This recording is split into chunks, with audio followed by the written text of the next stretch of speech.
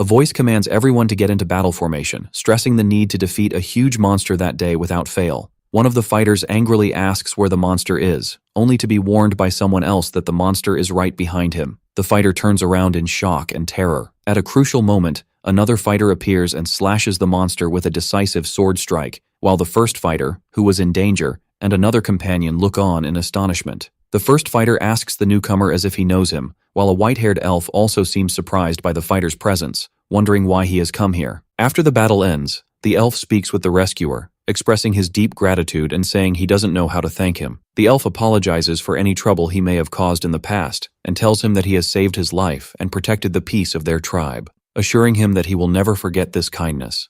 A system message appears, indicating the player's first achievement, an outsider who gained the trust of an elf, granting him free movement in the elf race's territories. The elf adds that his younger sister also has something to say to the fighter. His sister steps forward and reminds him of her previous offer for him to become her companion. The character receives another first achievement, the title, An Outsider Who Gained an Elf as a Companion, allowing him to use equipment of the elf race. The elf maiden agrees to his request, saying she would like that too, then hesitantly adds the word, and. The scene shifts to a joyous wedding ceremony, where the bride and groom celebrate amidst the cheers of the crowd. The fighter and the elf maiden exchange rings and kiss each other. A new achievement notification appears, announcing that the player is the first outsider to marry an elf woman, but a powerful voice suddenly interrupts the notification and orders it to stop. The scene changes completely to a man standing on a stage in front of an audience, telling them he spent countless hours thinking about how to present what he is about to say. The man announces that the game Ares is not just a simple game, but that all the characters in it are equipped with artificial intelligence that allows them to make their own decisions and act based on their own personalities, describing Ares as another world.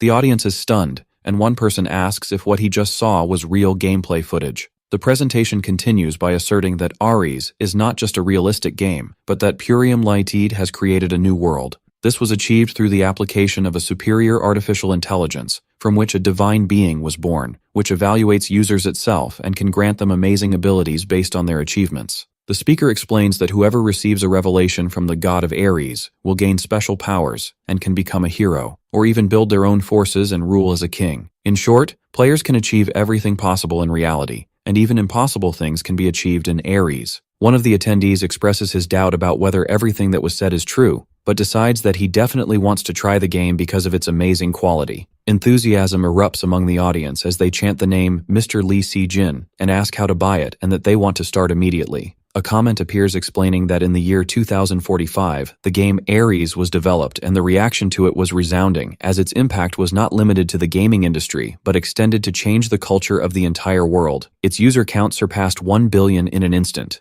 A year later, a new player stands and expresses his astonishment, saying that the game is more realistic than he had heard. Another player expresses his deep admiration, noting that the experience feels like a real journey inside the beginner's zone. One player realizes that a person's physical abilities in the real world are reflected inside the game. One player draws his companion's attention to a scene in front of them, pointing to an event that has been in the game since its launch, smashing a wooden dummy, and it is said that 1.2 billion people have tried to accomplish it, but they have all failed. It is rumored among the players that success in the wooden dummy challenge grants the winner a very special Ares game capsule worth 50 million won, in addition to a 5-point increase in all their stats. Although the quest seems simple and requires only 10 strikes, the number of challengers has recently decreased. The reason for this is that the prevailing consensus considers this challenge impossible, especially after a series of national sports representatives failed, and even the gold medalist hero Hanul failed to break it. For this reason, there was much talk about this challenge, but the players stood gathered without any of them trying, as they were all waiting for the arrival of humanity's true and final hope. Suddenly, a voice from the crowd asked them to make way, and a burly man named Medusok, who was described as the strongest man among humans, appeared, surprising the onlookers. Medusok looked at the wooden dummy and pointed out that it was the same one Hanul had failed to break. His size was so immense that some commented he didn't seem to be of their same race, and rumors spread that he could defeat a bear with his bare hands. His giant figure stood before the wooden dummy, making it look dwarfed beside him, leading some to speculate that he might succeed in smashing it before completing the 10 strikes. Medusok announced that the precious capsule would be his, then delivered a fierce blow to the dummy. The crowd erupted in cheers of admiration after the wooden dummy was pushed back a great distance by the blow, wondering if a challenger would finally succeed this time. Meanwhile, elsewhere, 2 developers were watching the scene, one of them expressing hope that Medusok would succeed so that the protest calls pouring in would stop. but his colleague seemed worried, saying that if this man also failed after Hanul, it would likely cause a huge mess. His colleague explained that the next day's newspaper headlines would be filled with accusations against the company for creating an impossible quest to attract attention, and Ares is obsessed with recruiting users and making money. The employee concluded that if he failed, it would mean they would have to interfere with the Ares system, an unprecedented action. His colleague wondered if the CEO would accept that, but she insisted that he, as the team leader, had to get it done, threatening to resign if he didn't succeed. Back in the game, a message appeared on the screen. Quest failed. Please try again. Medusak was in a state of shock, unable to believe he had failed. In the office, the team leader put his hand on his face in despair, saying they were in trouble. His colleague suggested they run away quickly before the protest calls started, and jokingly invited him to dinner on his treat. At that moment, another employee called them over to tell the team leader that a new challenger was stepping up. The team leader asked indifferently if he looked like he would succeed, and the employee pointed out that the new challenger was wearing the basic gear a player gets when creating a character, and that his weapon looked like it was from the cash shop, but many players who relied on such tools had already failed. The employee apologized for saying something unnecessary, but the team leader reassured him it was okay, as he too had had moments of hope. He then decided to go for dinner and come back later. But as he was turning to leave, he and his colleague heard a loud and sudden sound that made them wonder in astonishment where it came from. It was the sound of the new challenger delivering a devastating blow to the wooden dummy, after which a global message appeared congratulating him. The following messages announced that he was the first user to successfully destroy the wooden dummy, and that he had gained 5 points for all his stats and 200 fame points. The team leader and his colleague stood in complete shock, wondering what had just happened, and who this skilled player could be, especially since Medusak had been their last hope. Then the team leader realized the amazing truth. This hero was most likely just an ordinary person. In the office, the stunned team leader ordered his colleague to look up the grade of the sword the challenger had used. The employee told him that the search result was a bit strange, to which the team leader replied that this was normal. It would have been strange if it weren't. She then revealed the details, explaining that the sword, named, was of epic grade, with an attack power of 143 and full durability, and had a usage restriction requiring level 40 or higher, with no restrictions on its creator. The team leader was extremely shocked upon hearing that the sword was epic, and began to wonder about the identity of this mysterious man and what his true nature was. The scene shifts to a dream or memory, where the clang of metal echoes in a blacksmith's workshop. The protagonist remembers the blazing fire that was capable of stealing all the sweat from his body, and sees an image of his father working hard in front of the furnace.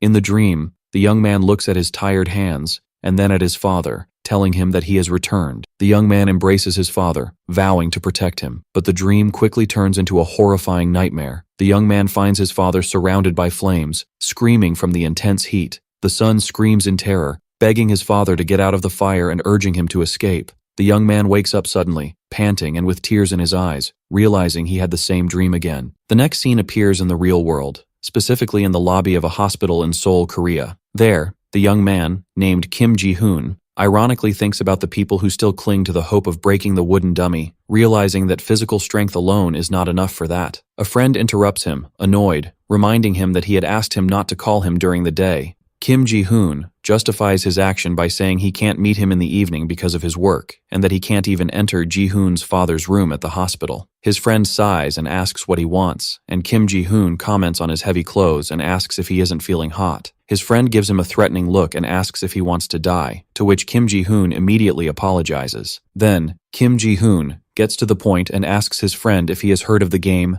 Ares. He explains that it's the most famous game at the moment and operates with a superior artificial intelligence, then tells him about a special event for beginners in the game. He explains that no one has succeeded in this event yet. Even prominent celebrities have failed, but the prize for success is a VVIP gaming capsule worth 50 million won. His friend replies coolly, questioning the point of trying if 1 billion people have already failed, adding that he doesn't play video games in the first place. Kim Ji-hoon admits that it will be difficult, but asserts that it is not impossible, then tells his friend that when it comes to breaking that wooden dummy, he might have a chance, which puzzles his friend. Kim Ji-hoon takes his friend to a place with gaming capsules, revealing that he has prepared a standard Ares gaming capsule for him worth 10 million won, which shocks Ji-hoon. His friend comments that the game is expensive and yet 1 billion people play it, to which Kim Ji-hoon replies that it's worth the investment. He adds that if things go well, players can get amazing rewards and even trade with real-world currency, which is why everyone is flocking to it.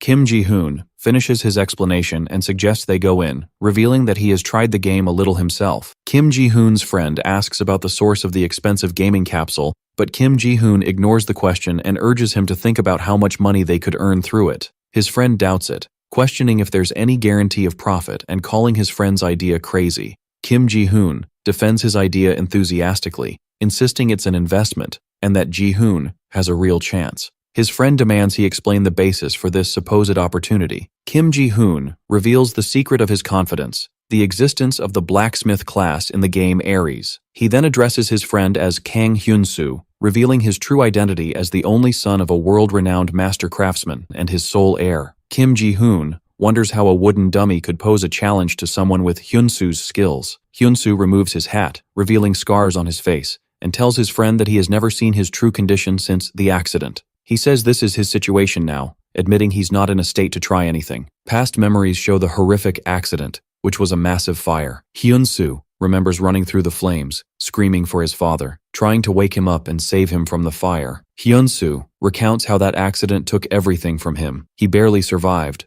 but his father never regained consciousness, and his family was too poor to cover his exorbitant medical costs. Hyun-soo was forced to work in strenuous manual labor jobs. After spending 10 years in his father's footsteps, he remembers the hammer he used to forge countless metals, but even that work has now become a thing of the past, something he can no longer do. Hyun-soo explains to his friend that since the accident, he has been unable to use the strength in his right arm, making manual labor difficult, let alone the craft of blacksmithing. He tells him he will take care of his own problems, but appreciates his attempt to help. He then asks him to return the capsule, calling him a fool for wasting 10 million won, and then leaves, saying it's time for his part-time job. Kim Ji-hoon shouts at him, calling him the real fool, and reveals that he knows about his difficult financial situation and how he struggles monthly to pay his father's hospital bills, wondering how long he can continue like this. Kim Ji-hoon continues his confrontation, asking him about his life and future, and whether he will leave his injured body as it is forever, insisting that this game can fix everything. He reminds him that the full cost of treatment is about 3 billion won, a fantastical amount,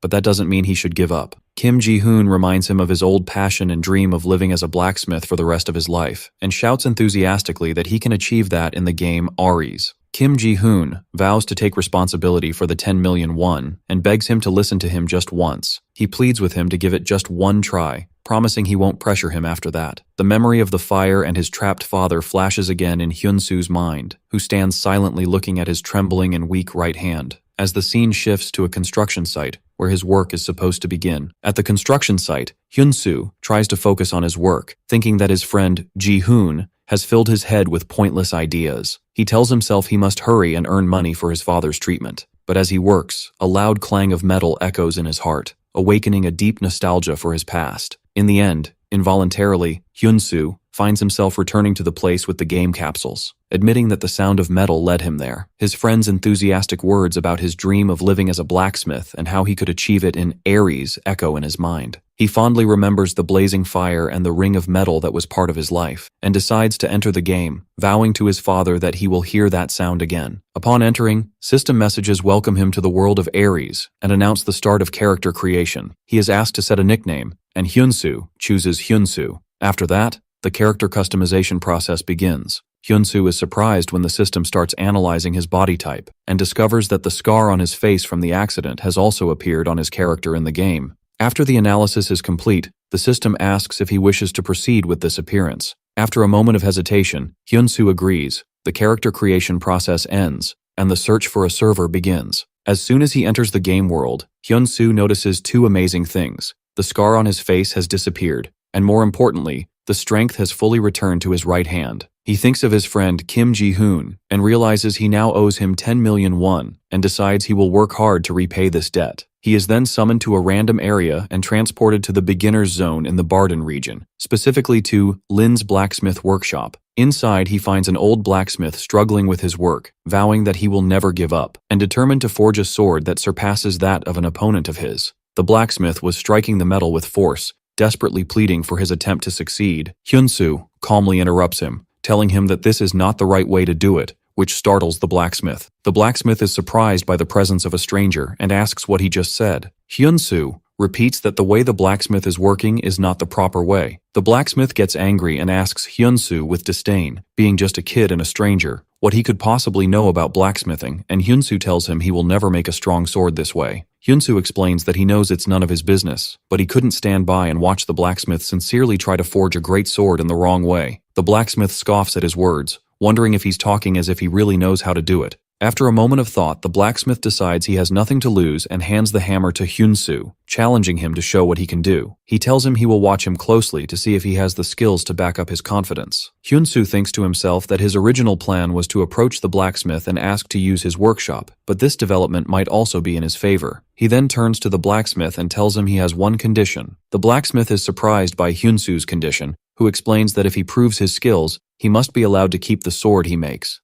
In return, Hyun-soo promises to show him something worth watching, and the blacksmith calls him arrogant. The blacksmith laughs, saying he likes this confidence and hopes it lasts. But he warns Hyun-soo that if he fails, he will pay the price for his arrogance, which Hyun-soo agrees to. Hyun-soo picks up the hammer and thinks that 3 years have passed. He admits to himself that despite speaking confidently, he is not sure if he still has the talent. But as soon as he starts striking the metal, the familiar feeling returns, and he feels confidence fill him, realizing he can do it. Images of his sick father and his friend Ji-hoon flash through his mind, driving him to work with all his determination, as if asking them to wait a little longer. Forgotten feelings begin to return to him, from the familiar clang of steel to the burning heat on his skin. He feels overjoyed to be back in his natural place, realizing that his body still remembers the craft, and his confidence that he can succeed is renewed. The old blacksmith watches his work, and at first he thought Hyun-soo was just a bad imitator, but he soon admits that his form is not bad and that he must have some experience. However, the blacksmith believes this is the furthest Hyun-soo can go, and is puzzled by his overwhelming happiness while working. The blacksmith believes that enjoying work doesn't matter. Results are everything in this world, and without a special skill, Hyun-soo will inevitably hit a dead end. He feels that his decision to let him try was a waste of time because it is impossible for a player in the beginner's area to have a skill in blacksmithing. Suddenly, the blacksmith sees something that amazes him in the metal Hyun-soo is working on. He notices that Hyun-soo is using an advanced technique where he folds, reheats, and tempers the steel repeatedly, concluding that it is a method to increase strength while eliminating impurities.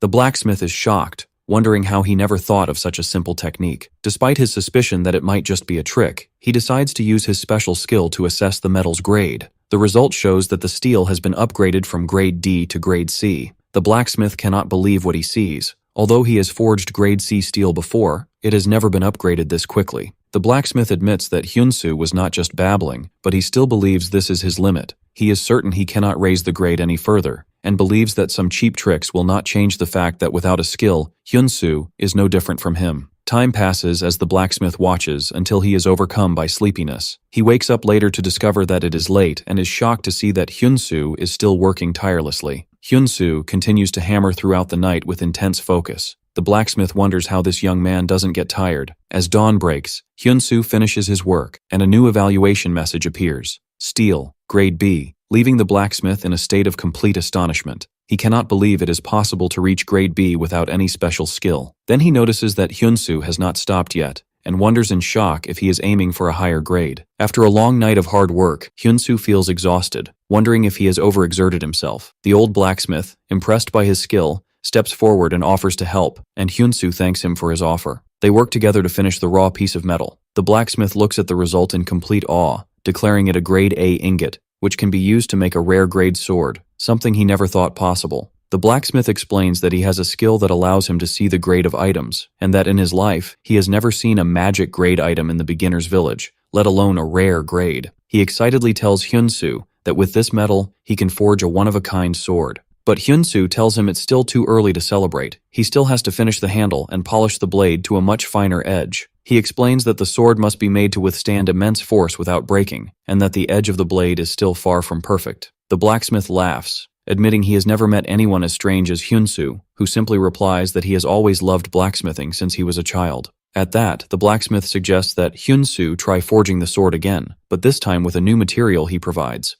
The blacksmith reveals a large, glowing piece of mithril ore, explaining that it is a family heirloom passed down through generations. Hyun-soo asks why he is being given something so precious, and the blacksmith replies that he has learned a lot thanks to him and that this ore is far beyond his skills. and he wants to see what kind of sword a true master can make with it. Hyun-soo is thrilled at the idea of working with a legendary metal he has only read about in stories. Although it's a risk since he has never worked with it before, he decides he cannot refuse this offer. Then, the blacksmith awkwardly asks if he can call Hyun-soo master. Hyun-soo flatly refuses his request, threatening not to use the mithril if he insists, and the blacksmith immediately backs down. 1 month later, the legendary sword, Daylight, Epic, is completed, possessing immense attack power and special abilities, and is described as a legendary sword the likes of which will never be seen again in the beginner's zone. Back at the Purium Company Management Center, the developers are reviewing the amazing events of the Level 1 player, Hyun-soo. The team leader is still impressed, but his colleague urges him to get back to work. She complains about the lack of information available on the player, but then reveals his basic personal information, Kim Hyun-soo,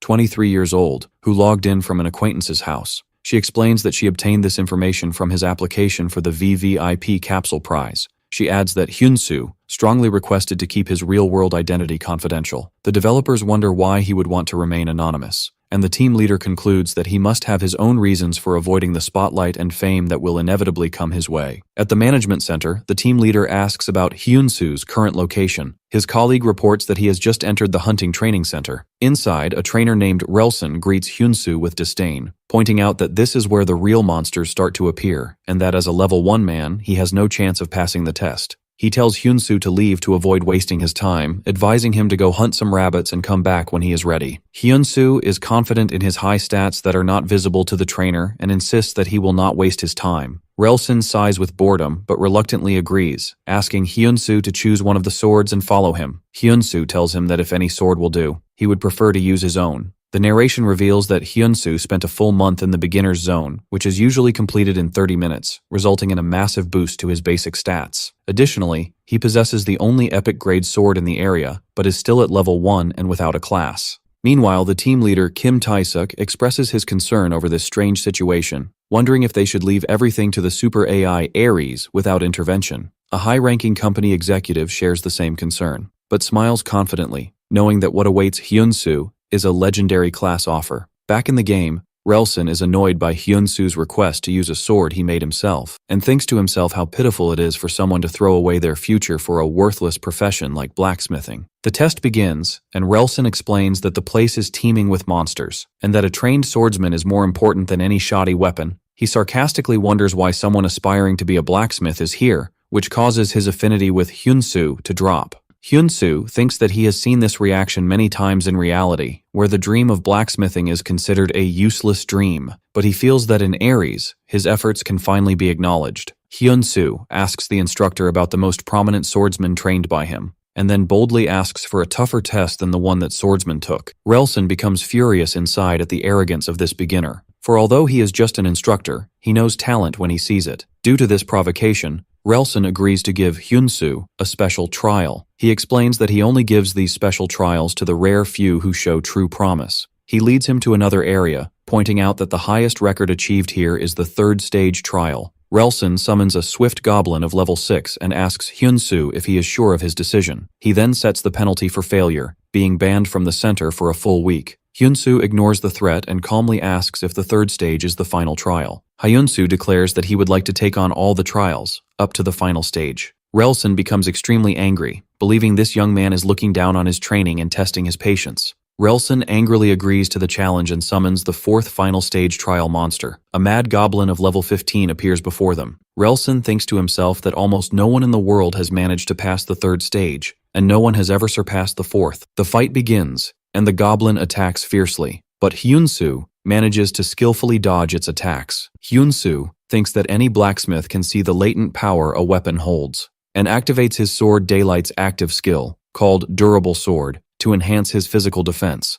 The sword releases immense power, and Hyun-soo declares that no weapon here can surpass his sword, then defeats the swift goblin from the previous stage. But another goblin ambushes him and lands a powerful blow. Relson notes that the blow was critical and instantaneous, which is why swift goblins are considered the nightmare of beginners. Relson believes that Hyun-soo is done for. No matter how good the weapon, it is worthless without skill. but to his surprise, Hyunsu survives the critical hit with 82% of his health points remaining. Hyunsu attributes his survival to the long time he spent crafting weapons, which significantly boosted his stats, especially strength and vitality. Relson declares that the real danger begins now, as the Mad Goblin uses a special skill called Thorns of Madness, which causes Hyunsu to become dizzy and his vision to blur. Although Relson is impressed by Hyunsu's performance, he believes this is his end, and that the battle will end here. But Hyunsu decides to focus, trust the weapon he made, and do everything in his power. He activates the passive skill of his sword, Daylight, called Swift Blade, which greatly increases his attack speed. Hyunsu unleashes a series of swift attacks,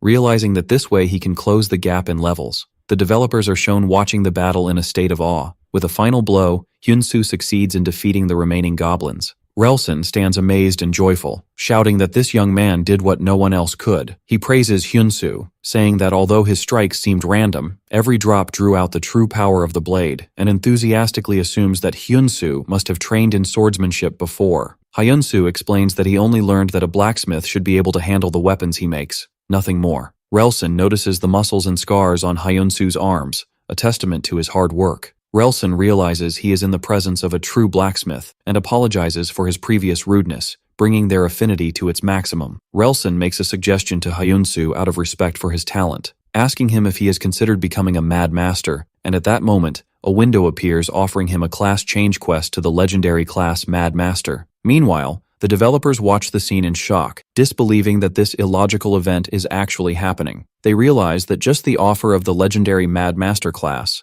which surpasses even the epic Mad Knight class, automatically classifies Hyunsu as a second-tier user requiring special management. The team leader expresses his satisfaction with this development, but knows that accepting the class change quest means there is no turning back, and that the Mad Master leads hundreds of knights, meaning Hyunsu will become a protector of the world. In the game, Relson urges Hyunsu to accept the offer, assuring him that with his talent he could become a king among knights. But Hyunsu politely refuses the offer, firmly declaring that he is a blacksmith, not a knight. Everyone, both in the game and at the management center, is astonished by his decision. Relson bursts into admiring laughter, describing Hyunsu's persistence as truly wonderful. Hyunsu thinks to himself that he thought he would never hold a hammer again, but in this game, he felt his life as a blacksmith was starting anew. Relson accepts his decision and gives him a letter of recommendation for a hidden quest to meet the local lord. As a reward for passing the trial, he gives him a rusty armor worn by a former Mad Master, confident that Hyunsu will find a use for it.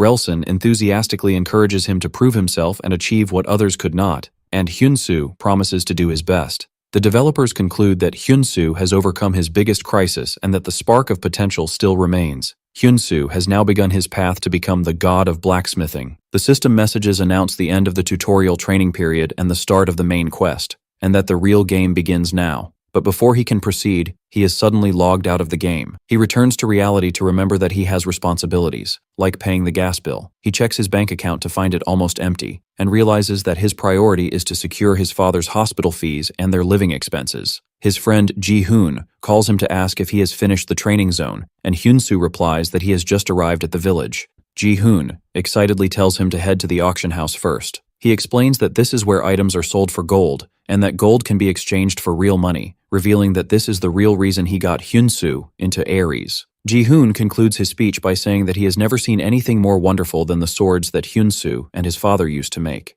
Ji-hoon encourages his friend Hyunsu over the phone, telling him that once he gets the VVIP capsule with 99.9% synchronization, his experience will be even more amazing, and urges him to flood the world with the works of the greatest blacksmith. Hyunsu feels grateful and thanks him. After the call, Hyunsu feels his path is now clear. He decides to focus on crafting and quests to earn gold, realizing he also needs to manage his stamina to achieve this. Hyunsu starts exercising, realizing that playing games consumes a lot of energy, though it doesn't compare to the effort of real blacksmithing. As he runs, he vows to his father that he will endure and ensure he wakes up again. Hyunsu returns to the world of Ares and enters the auction house directly. He chooses a name for his shop, Hyun's Forge. Hyunsu waits as his shop tool is being created. After the system finished creating the shop, the system grants him the ability to use the auction panel anytime, anywhere. Hyunsu wonders what he should put up for sale first, and remembers he has one prototype he made in the workshop. He reviews the details of Hyun's first sword, a rare grade sword, and recalls that the average market price for similar swords is about 70 gold pieces.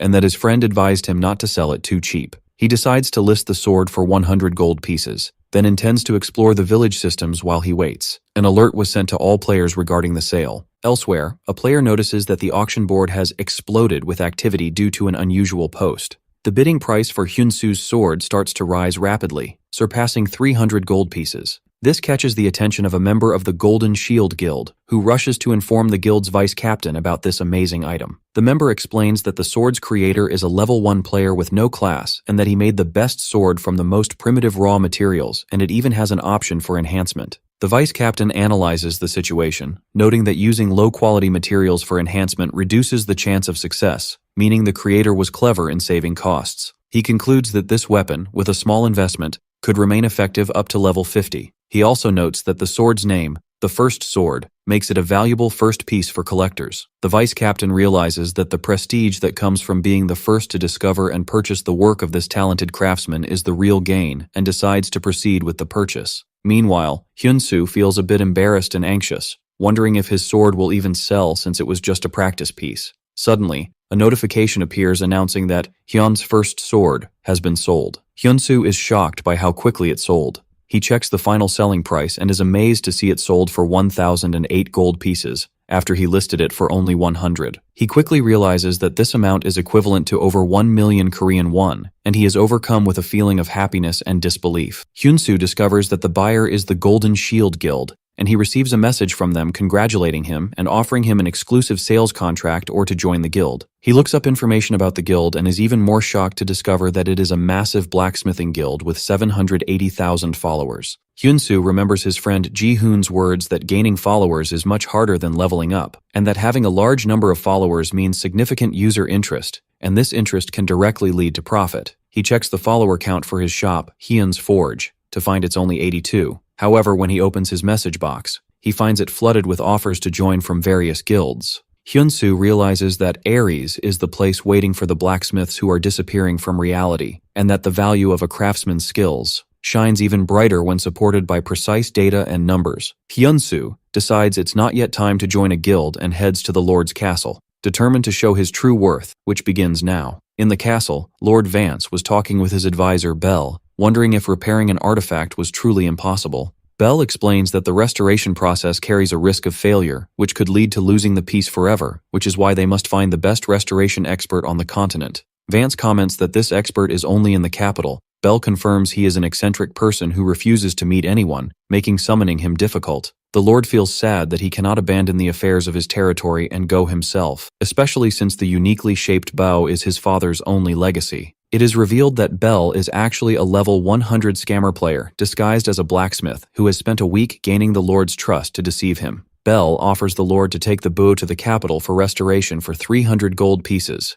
Before the Lord agrees, Hyunsu suddenly enters, interrupting them and confidently declaring that the bow can be restored right here on the spot. Bell seethes with anger inside as his plan is about to be ruined. The Lord asks Hyunsu, in shock, if he can really repair the burnt bow here in the castle, without needing to take it to a blacksmith shop. The Lord orders a guard to inquire about the man's identity, and the guard replies that he is the person who came with a letter of recommendation from instructor Relson. The Lord is surprised at the mention of an instructor from the beginner training center. As the Lord of Barden, he officially asks Hyunsu to tell him about his skills and experience. Hyunsu introduces himself, saying his name is Hyunsu, he is level 1, and his class is unemployed. Bell explodes in anger, not believing that a level 1 player dares to speak so arrogantly in front of the Lord. Bell shouts that restoration is a skill only learned by blacksmiths above level 80, and accuses Hyunsu of interfering with his work that he spent a whole week on and orders him to leave. Hyunsu calmly replies, telling Bell that he is mistaken and that this bow is not a recurve bow. Hyunsu corrects Bell's information, explaining that the bow is not a recurve bow, but a gakgung, a traditional Korean composite bow. Confusion appears on the faces of both the Lord and Bell due to the unfamiliar name. Hyunsu addresses the Lord, saying he heard the story from the guard Baker and knows that the Lord wishes to restore his late father's burnt bow, which was a gift from a mysterious foreigner. The Lord confirms that the bow was one of a kind and had never been seen in this land before, but he expresses his weariness of being deceived by strangers with false claims about the family heirloom. He sternly warns Hyunsu to only speak words he can prove. Hyunsu asks to confirm one thing, and surprises the Lord by suggesting that the bow despite being a gift from a foreigner, was actually made in this very land. Hyun-soo explains his deduction, pointing out that he saw a painting of a water buffalo in the hall, and that this animal's horns are considered a precious material even in his world. But what really caught his attention was the bow's curvature, and he reveals the crucial detail. It was made using whale sinew instead of cow sinew, and he asks the Lord for an explanation. The Lord admits that Hyun-soo is right, and explains that the foreigner was his father's friend, a blacksmith. He confirms that the materials used were indeed local and rare: giant water buffalo horns from the Barden swamps, and whale sinew from Barden Harbor. With these precious materials, the friend gifted his father the best bow ever made in Barden. The Lord is impressed by Hyun-soo's ability to notice details that even Bell, who is supposedly a level 100 blacksmith, missed. The Lord expresses his strong desire to save his father's memento. Convinced of Hyun-soo's skill, he officially asks him to restore the bow, leading to Hyun-soo accepting a quest with a reward of 500 gold pieces. The Lord orders Bell to leave for now, and Bell departs with his head bowed. As he walks away, he seethes with rage, vowing revenge on Hyun-soo, who ruined his plan. The Lord asks Hyun-soo what is required to restore the bow. Hyun-soo accurately lists all the necessary materials, from water buffalo horns and whale sinew to specific types of wood and finishing tools, proving his complete knowledge of the bow's composition. Hyun-soo obtains the restoration method for the sniper's gakgung, which includes a list of materials and a warning that the restoration will fail if the success rate is below 70%, which would result in the bow's destruction. Hyun-soo is flooded with childhood memories of learning to make bows from his father. He remembers his father asking if he loved this craft so much even though it filled his hands with calluses. He replies that he loves doing it with him, and his father promises to teach him blacksmithing when he grows up. But for now, he must get used to handling raw materials with his hands. In the present, Hyun-soo whispers with tears in his eyes, "Yes, Dad," and thinks about the high synchronization rate of his gaming capsule. He feels the familiar sensation in his hands and is confident he can restore the bow perfectly, just as his father taught him. Upon seeing this confidence and expertise, Lord Vance offers his help. Hyun-soo and Lord Vance work hard together day and night, with Hyun-soo engrossed in shaping the wooden parts of the bow, while the Lord watches him intently. The Lord admits that working all day is not easy and his strength is starting to wane, but he adds that seeing the happiness on Hyun-soo's face gives him the strength to continue. After a full week, the exhausted Lord asks if he can go back, but Hyun-soo insists he stay to help install the frame. Hyun-soo guesses that the reason the Lord comes every day is his desire to restore his father's memento with his own hands, which the Lord confirms. The Lord explains that this bow is all that remains of his father's memory. Then the Lord asks Hyun-soo why he enjoys the work as well. Hyun-soo replies with a smile that he also has many good memories associated with this craft. They agree that restoring memories takes time and effort. Quick shots show the passing of the next 20 days as they work hard on the various parts of the bow. Finally, the last day arrives. The restoration of the sniper's gakgung is complete, and it is reborn as an epic weapon with stats and abilities far superior to its original form. The Lord stands before his father's statue, wondering if he is watching, and thinking how another mysterious foreigner has gifted him this bow once again. Hyun-soo suggests the Lord try the bow to see if it feels as he remembers. The Lord draws the string and releases an arrow with immense force, and notes in amazement that it doesn't feel the same. Then he bursts out laughing with joy, declaring that it has become much greater than before, and the quest completion message appears. The system announces that his affinity with Lord Vance has reached its maximum due to the incredible success that exceeded 100%. The Lord thanks Hyun-soo, saying that he can now perform his duties with a peaceful heart. The Lord feels that the promised reward is too little for what Hyun-soo has done. As a result of the overwhelming success, the quest reward is upgraded. In addition to 2,000 gold pieces, the Lord grants him free use of the blacksmith's workshop. Hyun-soo is overjoyed, realizing that the gold is equivalent to 2 million won, which is more than enough to cover his expenses for a long time. Then the Lord asks him if he has ever considered learning swordsmanship. The Lord reveals that before he became the Lord of Barden, he was a swordsman himself. He talks about the first swordsmanship, a secret sword art of the Prime Kingdom, the technique that subdued the endless monsters and brought stability to Barden. The Lord tells Hyun-soo that although he is undoubtedly a natural-born blacksmith, he also saw in him the talent of a swordsman. He explains that instructor Relson's recommendation, along with his own personal observations, confirmed this for him. The Lord lists Hyun-soo's qualities, from his exceptional physical condition and quick reflexes to his deep knowledge of weapons, and offers to share a part of the essence of his swordsmanship with him. Lord Vance offers Hyun-soo a skill quest to learn the first swordsmanship training, confident that Hyun-soo will succeed if he works as hard as he did in the workshop. Hyun-soo considers this training an unexpected gift, and a busy month passes. During this month, Hyunsu was busy crafting his own Gakgung bow and restoring the rusty Mad Master armor. Additionally, he underwent intensive training, where he continued to spar with Lord Vance, and successfully completed the first swordsmanship training. When it was time to leave, Hyunsu told the Lord that he was now fully prepared. Wearing his restored armor and carrying his new bow, he explains that his next step is to get a suitable profession. After bidding farewell to the Lord, who tells him he is welcome any time, Hyunsu decides to organize his belongings before setting off. He reviews his new equipment, the Mad Master armor, which compensates for his low level thanks to the damage reflection skill, and the new Gakgung bow, which has an additional 60% accuracy. To cover his expenses, he had also crafted some rare bows and put them up for sale in the auction house. Hyunsu checks the selling price of Hyun's second bow. Elsewhere, someone is watching the auction in disbelief, noting that Black, Korea's #1 player, didn't craft a bow of this quality when he was at level 10. He marvels at how Hyun managed to craft such a bow at level 1 and with only low-quality materials. This person, who is revealed to be Ron, the leader of the Golden Shield Guild, recalls the words of Smith, the world's #1 blacksmith, that everything in the game is decided by Ares, and that the AI Ares, if impressed by a player's actions, grants them a suitable profession, skill, or title. Ron concludes that for the master of Hyun's workshop to be able to craft artifacts of this level, he must hold a legendary class title, just like Smith. Back to Hyunsu, he is stunned when he sees that the final auction price for his bow is 2,050 gold pieces, equivalent to 2 million won, an amount beyond imagination for an in-game weapon. He also notices that his follower count has jumped to 3,200, and he is so flooded with guild invitations and crafting requests that he can't even check them all. Hyunsu feels he is ready to set off, and sets his destination, the Holy Land of Blacksmiths, the Tower of Blacksmiths. He travels through the scenic landscapes, until he reaches the towering structure, and is awestruck by its magnificence up close. But he finds the entrance sealed by a magic seal bound with chains,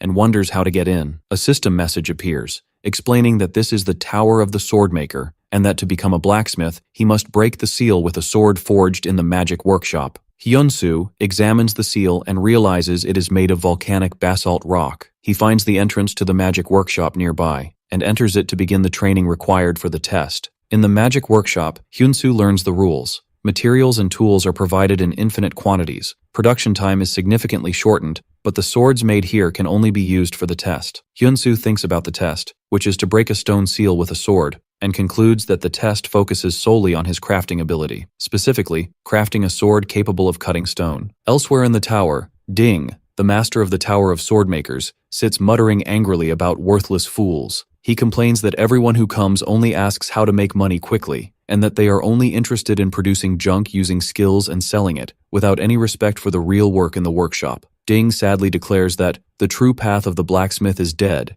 and that everyone now only seeks gold. Due to his despair, he allows anyone who simply wants the title of blacksmith to pass a simple test, knowing that their superficial efforts will never enable them to break the real seal. At best, they might scratch it a little. While Ding sees the task as impossible, Hyunsu decides to make a Damascus sword. The system advises him that this type of sword is only made by professional blacksmiths, and recommends starting with a simple iron dagger. But Hyunsu insists on trying, believing that as long as he knows the method and has unlimited materials, he can at least try. He remembers his father's words that a sword can cut stone and that he would pass on to him a special forging method he developed himself. Inspired by his father's teachings, he feels confident in his ability to accomplish the task. Hyunsu gets excited as he sees the possibilities available to him: perfect smelting facilities and equipment, an unlimited supply of ores, and shortened production time. He describes the game as insane, and begins to work with unparalleled enthusiasm and passion. Meanwhile, Ding is suddenly awakened from his sleep by a violent vibration, and he wonders about the source of this tremor. He realizes that the entire tower is shaking, due to someone hammering with immense force. Ding rushes to see what is happening, and is shocked when he sees the sealed stone, which he thought was unbreakable, has been split in half. Ding stands speechless,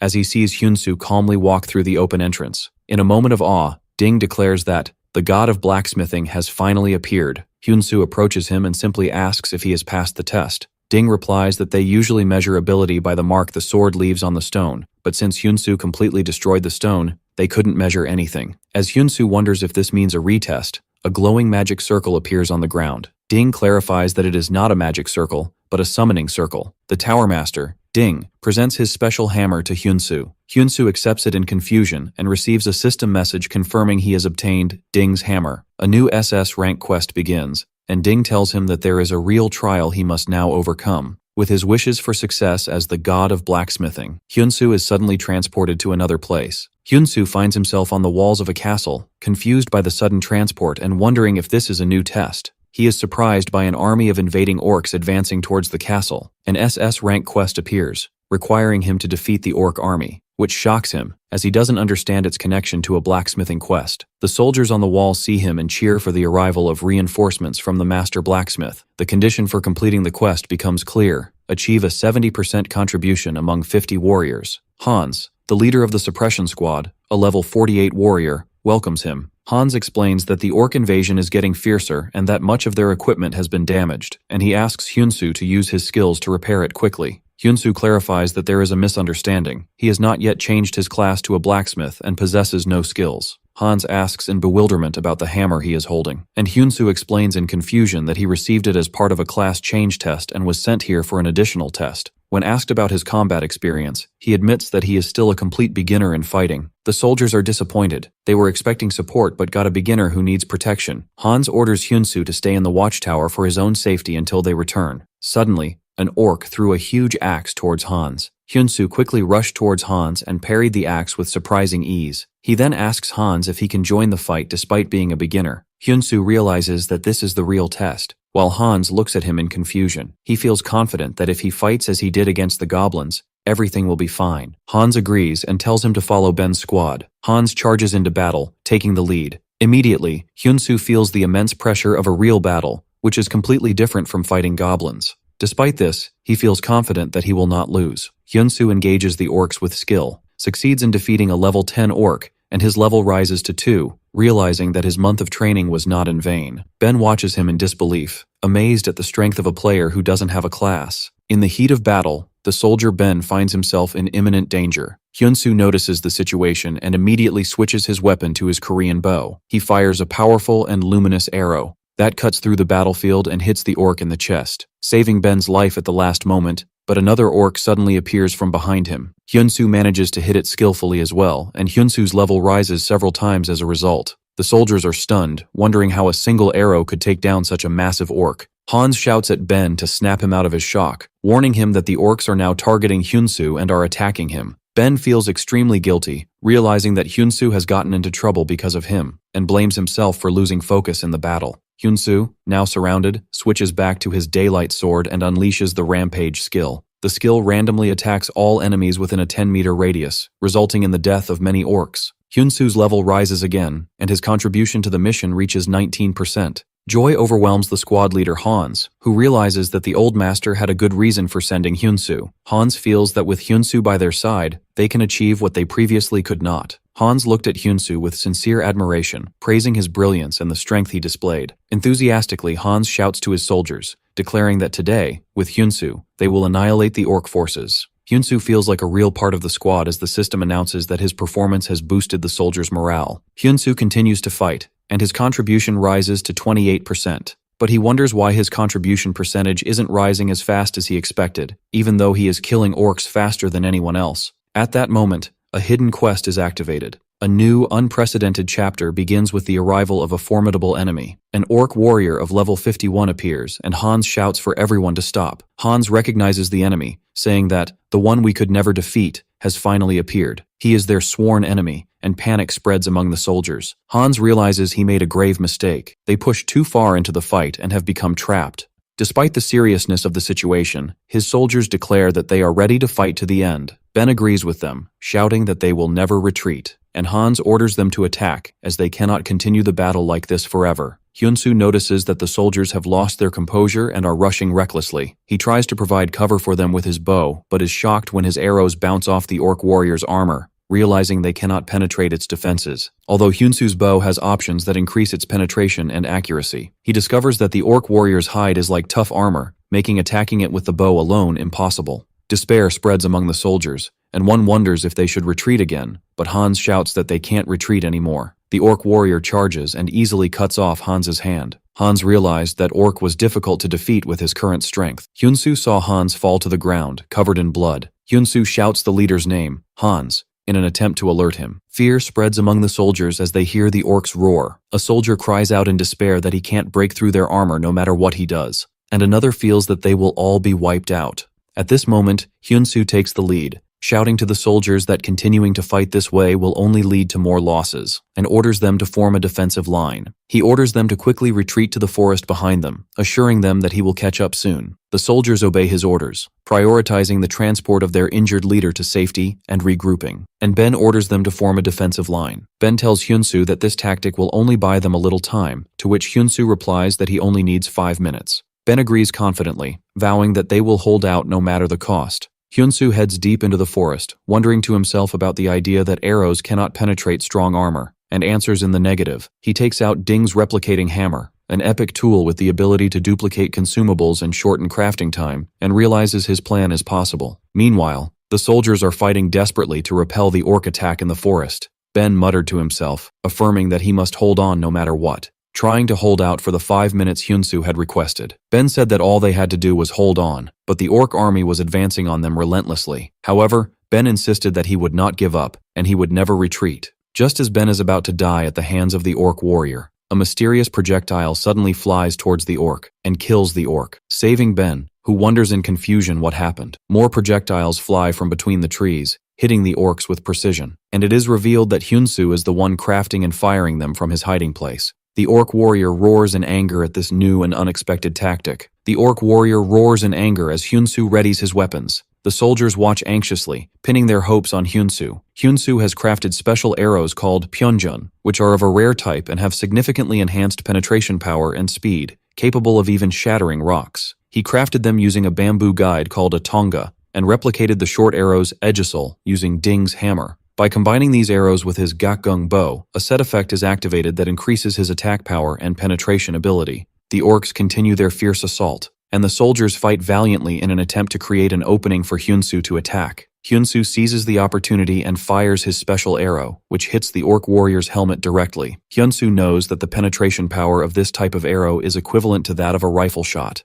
The arrow pierces the thick armor and kills the orc warrior with a single decisive blow. Hyun-soo's level immediately rises by 3. Hyun-soo earns the title Orc Slayer, which increases his attack power against them and makes them feel fear towards him. Terror spreads among the remaining orcs, and they begin to flee, as the soldiers shout to pursue them. Hyun-soo and the soldiers join the chase. Hyun-soo jumped on top of one of the orcs that tried to escape, and fired his arrows at it with deadly precision, leaving it no room to escape. He hit the orc with a piercing arrow that lodged directly in its head, and after a short while, they finally wiped out the remnants of the orc army. With the battle over, the mission to suppress the invading orc army is complete. Hyun-soo's final contribution reaches 92%, and the system announces that he has completed the mission with an exceptional record. The victorious soldiers chant Master Hyun-soo's name. Hyun-soo earns the full trust of the squad and receives a hidden title, Battlefield Commander, which increases his charisma by 10 points. Hyun-soo sees the injured leader Hans receiving aid. Hans tells Hyun-soo with emotion that they had always focused so much on defense that he never thought they would achieve their long-held wish of defeating the orcs. He thanks him deeply. The rest of the soldiers join in expressing their gratitude, and Hyun-soo thanks them in return. Hyun-soo realizes that his additional test is finally over. He thinks about returning to the blacksmith's tower, but then wonders how to get back there. As Hyun-soo wonders how to return, the scene shifts to the central Tower of Blacksmiths, where Ding stands, mournfully declaring that the blacksmith tower has fallen into a state of decline. He explains that all the glory and honor have gone to the knights, while only those blinded by gold coins come to their tower. Ding asserts that they need someone worthy of wielding the legendary sword that will fulfill the prophecy, someone who carries the true spirit of a blacksmith. Many candidates have failed to fulfill the ancient prophecy of the god of blacksmiths, which foretold the appearance of a successor who would restore their glory and prosperity. He is interrupted by one of the tower masters, named Coulson, who sarcastically asks if, among all the tower masters, the great Ding is the only one qualified to face the sword's test. Coulson scornfully wonders if the chosen one is just a hoax, and why they were all summoned in the midst of their busy schedules just to grant testing rights to a strange foreign youth. Ding retorts, scolding Coulson and asking if he hadn't read the letter he sent, explaining that Hyun-soo earned this right on merit after passing the test they had set. Ding adds that Hyun-soo, despite not having changed his class yet, has shown incredible skill in blacksmithing, leading soldiers, and annihilating orc warriors. The others are shocked upon hearing the word annihilation, not believing that someone who hasn't even changed his class could do that. Ding continues his explanation, stating that this test was designed based on the prophecy that says, the successor of the god of blacksmiths must be stronger than anyone else. For this reason, the final answer will be provided by this sword itself. Ding assures them that they will soon see the truth. At that moment, a guard announces the arrival of Lord Hyunsu to the hall, and Ding orders him to be brought in. The massive doors open, and Hyunsu enters the majestic hall. Ding welcomes him, announcing that he has passed the test and has earned the right to enter the sacred sanctum of the blacksmiths. He adds that he is now also eligible to challenge the sword of prophecy left by the god of blacksmiths. Ding tells him that everything will be decided the moment he holds the sword, after which he will receive a suitable reward. Hyunsu thinks about the phrase suitable reward and remembers that he completed an additional SS rank mission during his class change test, wondering if the reward is obtaining a legendary class. Coulson steps forward to congratulate him on standing in this glorious place and praises his impressive performance and the quick thinking he showed at that critical moment. But he adds with a condescending tone that the arrow Hyunsu made was just a replica of a weapon called Solinarian, and that it was all just a matter of luck. Coulson asserts that without the epic bow he possessed, he would have never been able to pass the test. He then challenges Hyunsu with a sly smile to draw the sword, to see if luck will be on his side again. Hyunsu looks at the assembled masters of the blacksmith tower, realizing they are high-class NPCs, and that each of them has built the legends of Ares. He sees that Coulson, the master of the bow blacksmith tower, has a formidable level of 365, and everyone in the hall possesses titles and levels that inspire awe as blacksmiths. Although they are certainly impressive, Hyunsu does not feel that his skills are inferior to theirs. He wonders to himself that if they competed on pure skill alone, without relying on titles, he could win. As Hyunsu approaches the legendary sword, it suddenly glows with immense power, releasing a wave of energy that shocks Ding, Coulson, and all present. The sword glows with immense power and explodes in a flash of dazzling light that engulfs the entire hall. Hyunsu wonders in shock what is happening as he is surrounded by the bright energy. When the light dissipates, Hyunsu finds himself standing in the same spot, but he wonders in confusion where the sword, which has completely disappeared, is. At that moment, Ding realizes what has happened and exclaims that this is how the prophecy is fulfilled. Ding laughs loudly, realizing that they had been inventing rituals and procedures all this time, and that the true successor didn't even need to touch the sword to prove his worth. On the other side,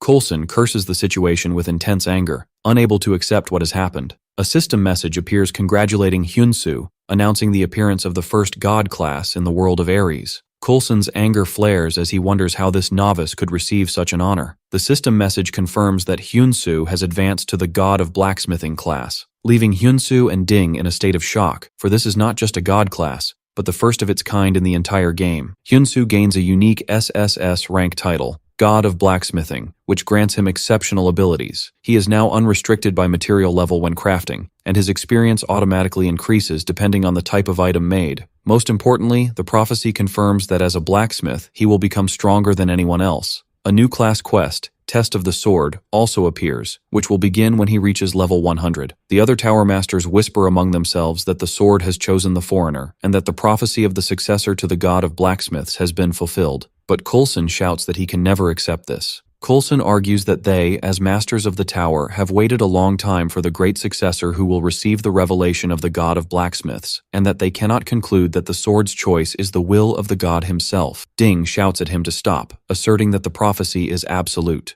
Coulson replies that what is happening is a farce, and reminds them that the prophecy also says the successor must have the recognition of all the tower masters. Accordingly, as the master of the bow blacksmithing tower, Coulson officially challenges Hyunsu to a blacksmith's duel. Coulson lays out his conditions clearly. If Hyunsu defeats him in this duel, he will recognize him as the successor. But if Coulson wins, Hyunsu must renounce the position the Sword of Prophecy has chosen for him. Ding becomes angry with Coulson for losing his senses and orders the others to restrain him immediately. Coulson looks disdainfully at his colleagues, then tells Hyunsu sarcastically that he can run away if he wants, in which case he will grant him the position of Deputy Tower Master, as long as he submissively receives his training. Coulson laughs insolently, but Hyunsu calmly and confidently replies that he accepts his challenge. At that moment, a secret skill of blacksmiths manifests, which is that they speak through their craft. Hyunsu gains the ability to use custom god crafting. A new S-rank quest titled Duel of the Blacksmiths appears, with the objective of winning the duel against Coulson. Coulson explains that their way of dueling is different from knights. It is a clash between two works forged with the souls of their creators in the foundry. The rule is simple. The two swords they make will collide,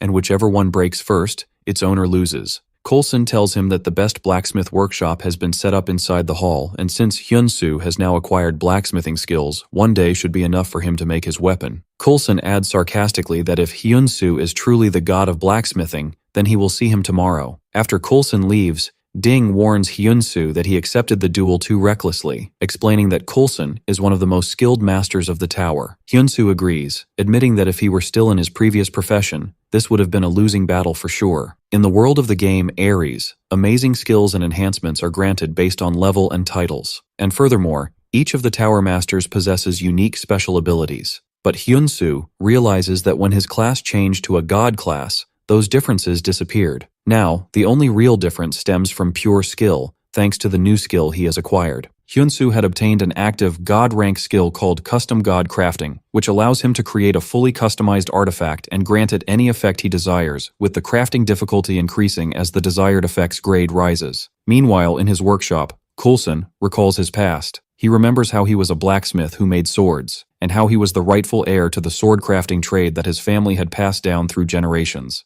But then, someone much more skilled than him appeared, and instead of becoming a sword maker, he was forced to become the master of the bow tower. It was bitter, but he chose to accept it to serve the great Ding. But he can never tolerate Ding bringing a stranger out of nowhere and placing him above him. Coulson pours all his anger and resentment into the hammer as he works, leading to a massive explosion of fire in the foundry. In Hyun-soo's workshop, Ding watches him work on his sword. Ding thinks that the process of granting abilities and effects to artifacts follows a basic law of profit and loss. To gain an advantage in this duel, he must prioritize durability and maximize the weapon breaker attribute. This means that to get the ability he wants, he must craft the sword with the highest possible grade. But he notes with confusion that the durability and attributes of Hyun-soo's sword seem to be only of rare grade. Hyun-soo finishes making his sword, which glows with a bright light, making Ding wonder in amazement about the true thoughts and abilities of the god of blacksmithing. The next day, everyone gathers to watch the duel. Coulson smiles sarcastically, assuming that Hyun-soo managed to make something because he didn't run away. He asks him to show him if he truly deserves to be called the successor of the gods. Coulson presents his sword first, revealing Coulson's Dark Knight, a unique sword with a durability of 12,000 and an attack power of 664, in addition to special abilities that increase its durability by 35% and grant it the latent Weapon Breaker skill. Ding and the rest of the attendees admire Coulson's exceptional skill and how he managed to create such a unique and flawless sword overnight. Coulson boasts that his sword is a magnificent masterpiece, imbued with his family's traditions and secret techniques, and then demands that Hyun-soo show him his sword. Hyun-soo reveals his sword, which shocks Coulson and Ding. It was Hyun's first custom-made sword, of rare grade, with a durability of only 1,000 and an attack power of 177. One of the tower masters looks on with contempt, considering Hyun-soo's sword ridiculous, and thinks that Coulson might have been right after all. Coulson smiles triumphantly, believing that Ding has made a grave mistake this time, and that he is wasting his time with a scoundrel and his pathetic game. Coulson shouts that it will end here and rushes towards Hyun-soo for the swords to clash. Hyun-soo stands firm against the fierce attack, and the sounds of clashing metal echo in the hall. Suddenly, a loud shattering sound is heard, and Ding and the rest of the onlookers watch in complete shock. Coulson's unique sword, Dark Knight, has shattered into pieces and scattered on the floor. Coulson stands speechless, unable to comprehend how it happened. Hyun-soo calmly tells him that a sword's value is not determined by its grade alone. The details of Hyun-soo's sword appear again, revealing its special active ability, a sword that cuts swords, which gives it a 65% chance to cut the opponent's weapon. It was a unique, unrepairable sword, designed to be destroyed when its durability was depleted. At that moment, Ding remembers his father's words, who told him that the god of blacksmithing would one day appear in this land, someone who would shatter their traditional concepts and guide them with new teachings, and that everyone would have the chance to meet him. Ding remembers how a young Coulson eagerly asked his father if he too could receive his teachings if he became a great blacksmith. The scene returns to the recent past in the workshop, where Hyun-soo explained to Ding that merely breaking swords would not convince the tower masters, which is why he decided to make a sword that cuts swords. Ding had wondered at the time if this was really possible, admitting it was never an easy task. Hyun-soo had replied that creating an artifact with the desired properties always comes down to the blacksmith's skill and sweat. Now, Ding realizes the truth. It was a bold choice that defied common sense, backed by the knowledge and ability to turn such a vision into reality. He concludes that Hyunsu possesses all these qualities. The stunned Coulson looks at his shattered sword and whispers the name, God of Blacksmithing, wondering to himself if he too could one day make such a sword. Hyunsu looks at him with a calm smile, and tells him that for him, the word impossible does not exist. Coulson falls to his knees, admitting his defeat. Hyunsu declares to Coulson that he now stands before the god of blacksmithing, and a window appears announcing that the duel of the blacksmith's quest has been successfully completed. As the tower stands tall in the background, the tower masters approach Hyunsu and ask him to accept his reward. They present him with a box containing 500 gold pieces, as well as a scroll containing a recipe for crafting a legendary bow, one of the 10 treasures of the blacksmith's tower. Coulson admits that this is a bow recipe he himself could never complete, and that giving it to someone on their way to becoming a powerful being is its proper use. Ding tells Hyunsu that now that the god of blacksmithing has finally appeared, they will strive anew, and asks him to aim for the pinnacle of power. He encourages him to explore a wider world, declaring that the growth of the god begins now. The scene shifts to the real world, where Hyunsu is celebrating with his friend Ji-hoon. Ji-hoon expresses his happiness and surprise that he is drinking beer on Hyunsu's tab, and enthusiastically congratulates him on obtaining a god rank class, calling it insane. Ji-hoon tells him that he recommended the game to him because it was a shame to waste his talent, but he never imagined he would be this talented at playing. He adds that after all the suffering Hyunsu went through in the blacksmith's workshop, he is finally seeing the light. Ji-hoon asks what difference the god class makes,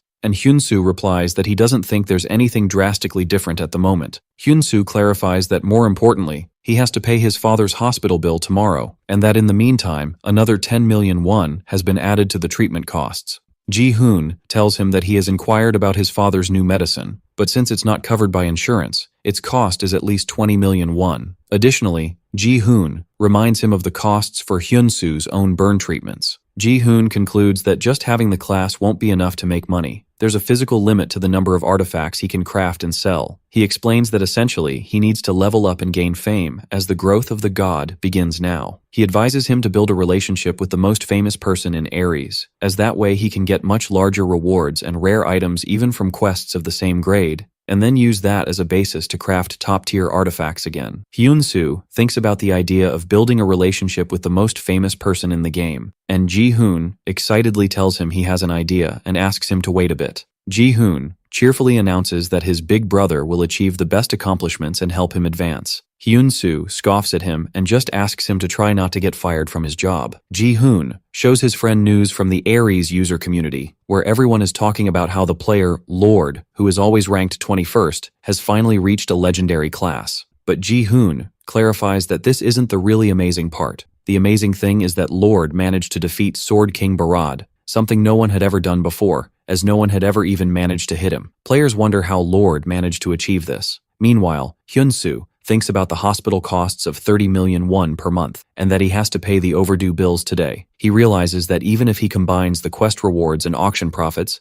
the amount won't be enough, and he cannot let his father's treatment stop. At that moment, Hyunsu receives a notification on his phone that a sword he made has been sold for 53,310 gold pieces, and that the buyer is Lord. Hyunsu immediately runs to the hospital reception, and tells the receptionist that he would like to pay all the outstanding medical bills today, immediately. Hyunsu firmly decides that he can never stop playing Ares now. In the game, he receives a message from Lord, thanking him warmly. Lord explains that thanks to Hyunsu's sword, he was able to fulfill his wish of passing Barad's test, and adds that if one understood the true value of the sword he made, they would realize that the 50 million won he paid is not a large sum at all. Lord's message explains that Hyunsu's sword managed to cut the Sword King's own sword and create an opening, which clearly surprised the king. Lord continues his message, telling Master Hyan that the king of the Goyard Kingdom, the Sword King Barad, is waiting for him. Hyunsu reads in confusion that the king wants him to make him a sword, and Lord urges him to go and meet him. Hyunsu realizes that this opportunity could solve all his problems, from his father's hospital bills to the new medicine. He firmly decides that he must go to meet Barad, and that he will also find his lost workshop on his way. Elsewhere, a stylish-looking man appears.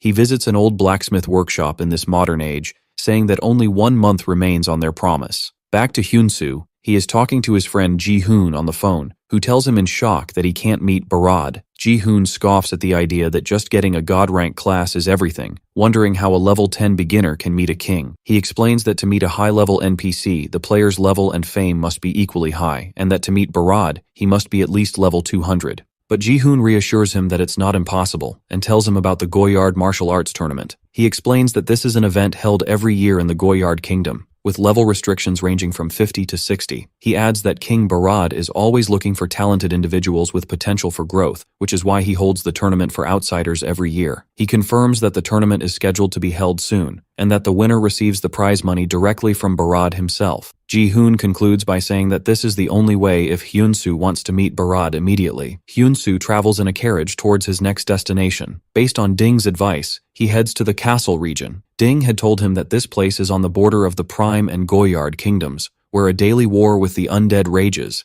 and that they would need his abilities more than anyone else. The castle region is a regional battle zone where they fend off the invasion of undead monsters. According to Ding, this place is the fastest for leveling up. Hyun-soo is determined to accomplish the upcoming mission no matter what. Upon arriving in the castle region, he is greeted by Centurion Render, who asks if he is part of the reinforcements from the capital. The commander tells him his timing is perfect, and that they are in dire need of everyone they can get right now. The commander explains that the number of invading undead is constantly increasing. Hyun-soo asks if he knows the reason, and the commander replies in the affirmative. He explains that when the holy Ramasi bell used to ring in the castle region, the invading undead would be weakened, making them easier to exterminate. Until now, the sound of the bell had prevented distant undead from approaching, but a short while ago, the bell was shattered to pieces. The commander adds that they were caught by surprise and were fortifying their defenses, but the enemy began to sense this and is slowly approaching. Hyun-soo asks Commander Render if the bell cannot be repaired. Render suddenly realizes Hyun-soo's identity and eagerly asks if he came on behalf of Master Ding, to which Hyun-soo confirms he was indeed sent by Ding, the master of the Tower of Swordmakers.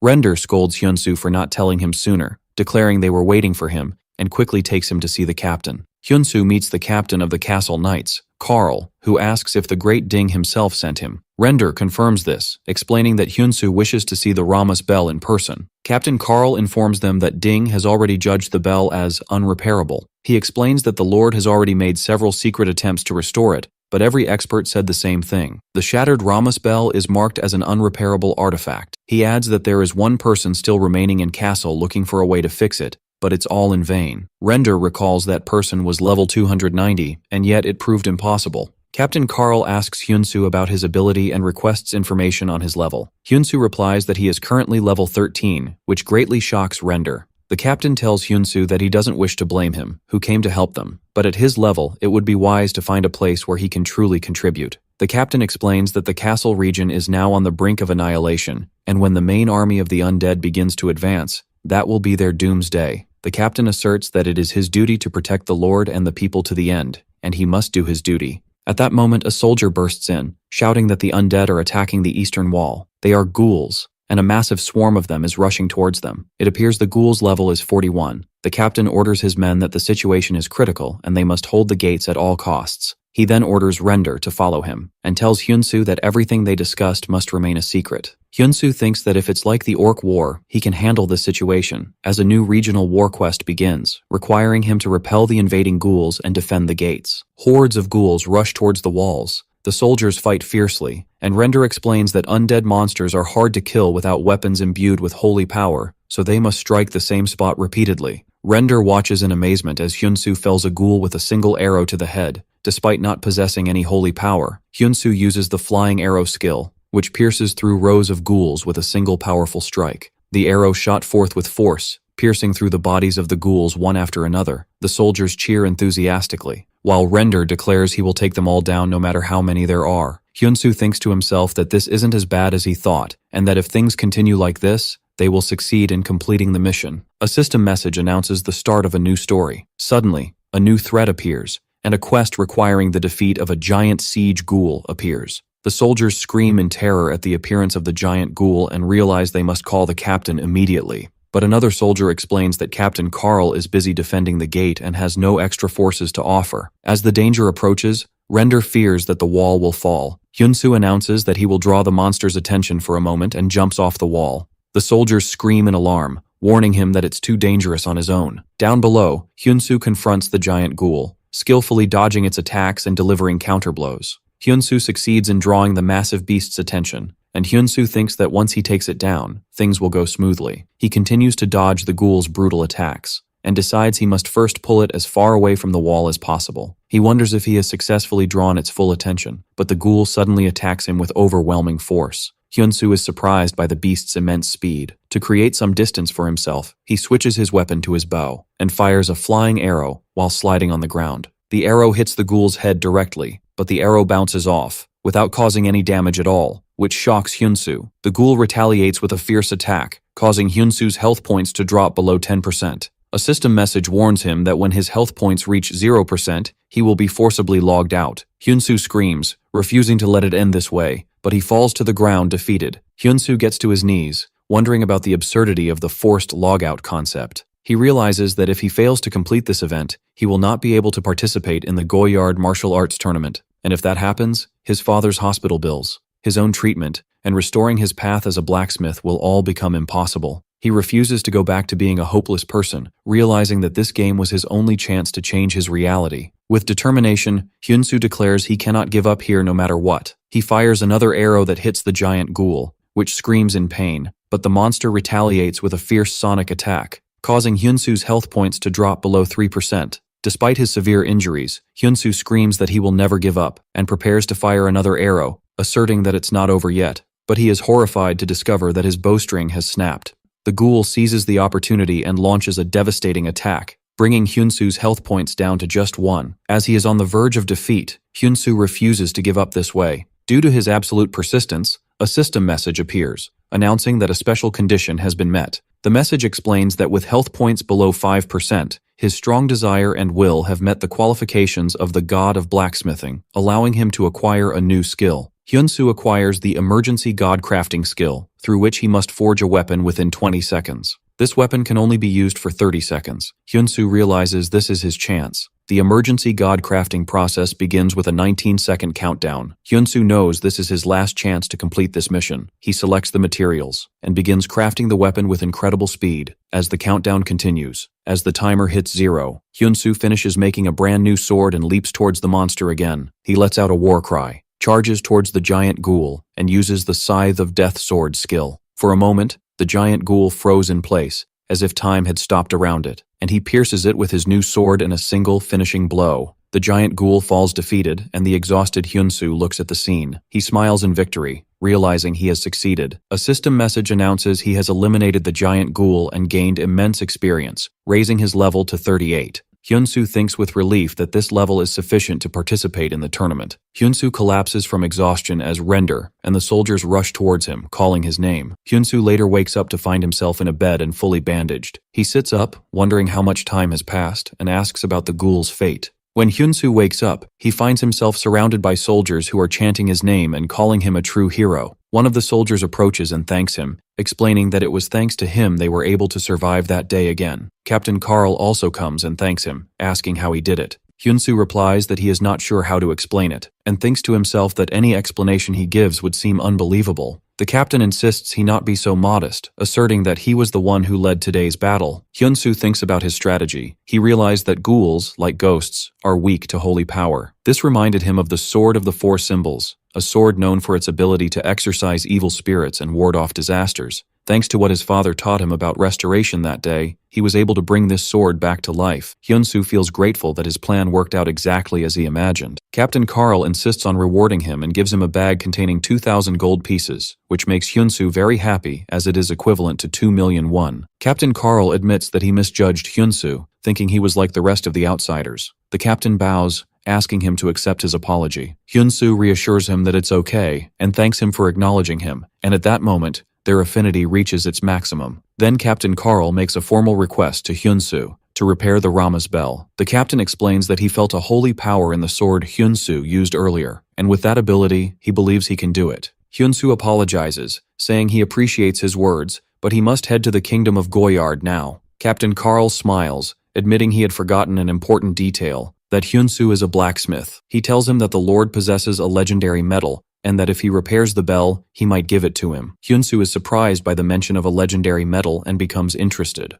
Captain Carl takes him to see the bell. He reveals a pile of golden fragments, explaining that this is the Rama's bell. Hyunsu is shocked. The bell is not just broken, but completely shattered. The captain asks him if he can really remake it, and if he can believe it. Hyunsu admits that it's worse than he expected, but he believes there must be a way. At that moment, a woman approaches them and coldly declares that the bell cannot be repaired. She adds that even at her level of 290, she cannot do it, and wonders how he can claim to be able to. She accuses him of being a fraud. Earlier, a woman named Belle, or team leader Kim, announces she is leaving the guild. The master of the Golden Shield Guild, Krone, asks her in shock why she is suddenly resigning, and if she doesn't care about everything she has built so far. She replies that she is tired now. Krone tries to persuade her to stay, saying that if she can bring in the blacksmith Hyun this time, things will get better. But she angrily retorts that this is the problem and asks him how they can offer 500 million a year to a random player. Krone argues that the blacksmith Hyun sold his first crafted sword for 50 million won and that if they can recruit him, the guild will rise quickly. Belle reminds Crown that the blacksmith they brought in before was just an external source, and the one who came after took the deposit and ran. She adds that another blacksmith won the lottery and disappeared, and continues to list the failures. Belle asks him to stop, explaining to him now how difficult it is to clean up all this mess, and insists that he not try to stop her. Krone reluctantly agrees to her decision, but assures her that he will always keep a place for her if she decides to return. The scene shifts to Castle. Belle arrives to find the village in ruins and wonders in shock how a village like this could disappear. She thinks that this is the place that showed her that the people here are not just non-player characters, but real people like her. Belle believes that if they could just fix the Rama's bell, perhaps they could stop all this destruction. She decides she needs to go and check the bell again. When she reaches the bell room, she is surprised to find Hyunsoo there. She accuses him of being a fraud. Hyunsoo replies in confusion, asking who she is to say that. She answers that she is a blacksmith of a much higher rank than him. Captain Carl intervenes and asks everyone not to fight. He introduces Belle as the advanced blacksmith he mentioned earlier, and introduces Hyunsoo as the person who helped eliminate the ghouls. The captain cheerfully adds that now, on top of that, Hyunsoo says he will fix the bell. Belle wonders to herself sarcastically how a level 38 player could help eliminate ghouls and now claim to fix the bell. Belle accuses Hyunsoo of trying to take advantage of the deteriorating situation in the castle region. Hyunsoo coolly asks her what she's been talking about since she arrived. Hyunsoo ignores her and begins to examine the bell fragments, wondering if they have changed in some way. A system window appears confirming that the Rama's bell is imbued with holy power, is completely destroyed, and repair is impossible. Hyunsoo concludes that there is no chance of repair through traditional methods. He then takes a hammer and strikes one of the fragments with force. Belle screams in terror, telling him to stop. Hyunsoo speaks calmly and tells her that it is possible. He explains that restoration is possible. Belle asks him angrily if he doesn't know the meaning of unrepairable artifact. At that moment, a soldier rushes into the room shouting for the captain and tells them that the undead are pouring in massive numbers. Everyone is shocked. A system window appears and Hyunsoo initially thinks it's a new quest, but he realizes it's an update notification. The notification announces that the castle region update has begun and that after the update is complete, the updated region will be created. They realize that the region is turning into a land of the undead. Belle believes this is the end, but Hyunsoo corrects her, saying that if they make the bell, they can stop it. Belle describes his words as impossible, but Hyunsoo insists it is possible. Then Hyunsoo turns to Belle and asks her directly about the castle region. Wasn't she the one who wanted to protect it? Belle admits that Hyunsoo is right, but she wonders how to do it. Hyunsoo asks her to follow him, adding the shards of the Rama's bell to his inventory. Hyunsoo enthusiastically declares that they will protect this place together. Captain Carl tells Hyunsoo that he is counting on him to repair the bell and that he will hold them off for as long as possible, so Hyunsoo tells him to leave it to him. The captain raises his sword and shouts to his men not to lose hope and that they will fight until the end. He urges them to hold on a little longer, insisting that they must protect Cassel. In the blacksmith's workshop, Belle asks Hyunsoo what he is going to do. Hyunsoo explains that when he shattered the shard earlier, the holy power did not disappear,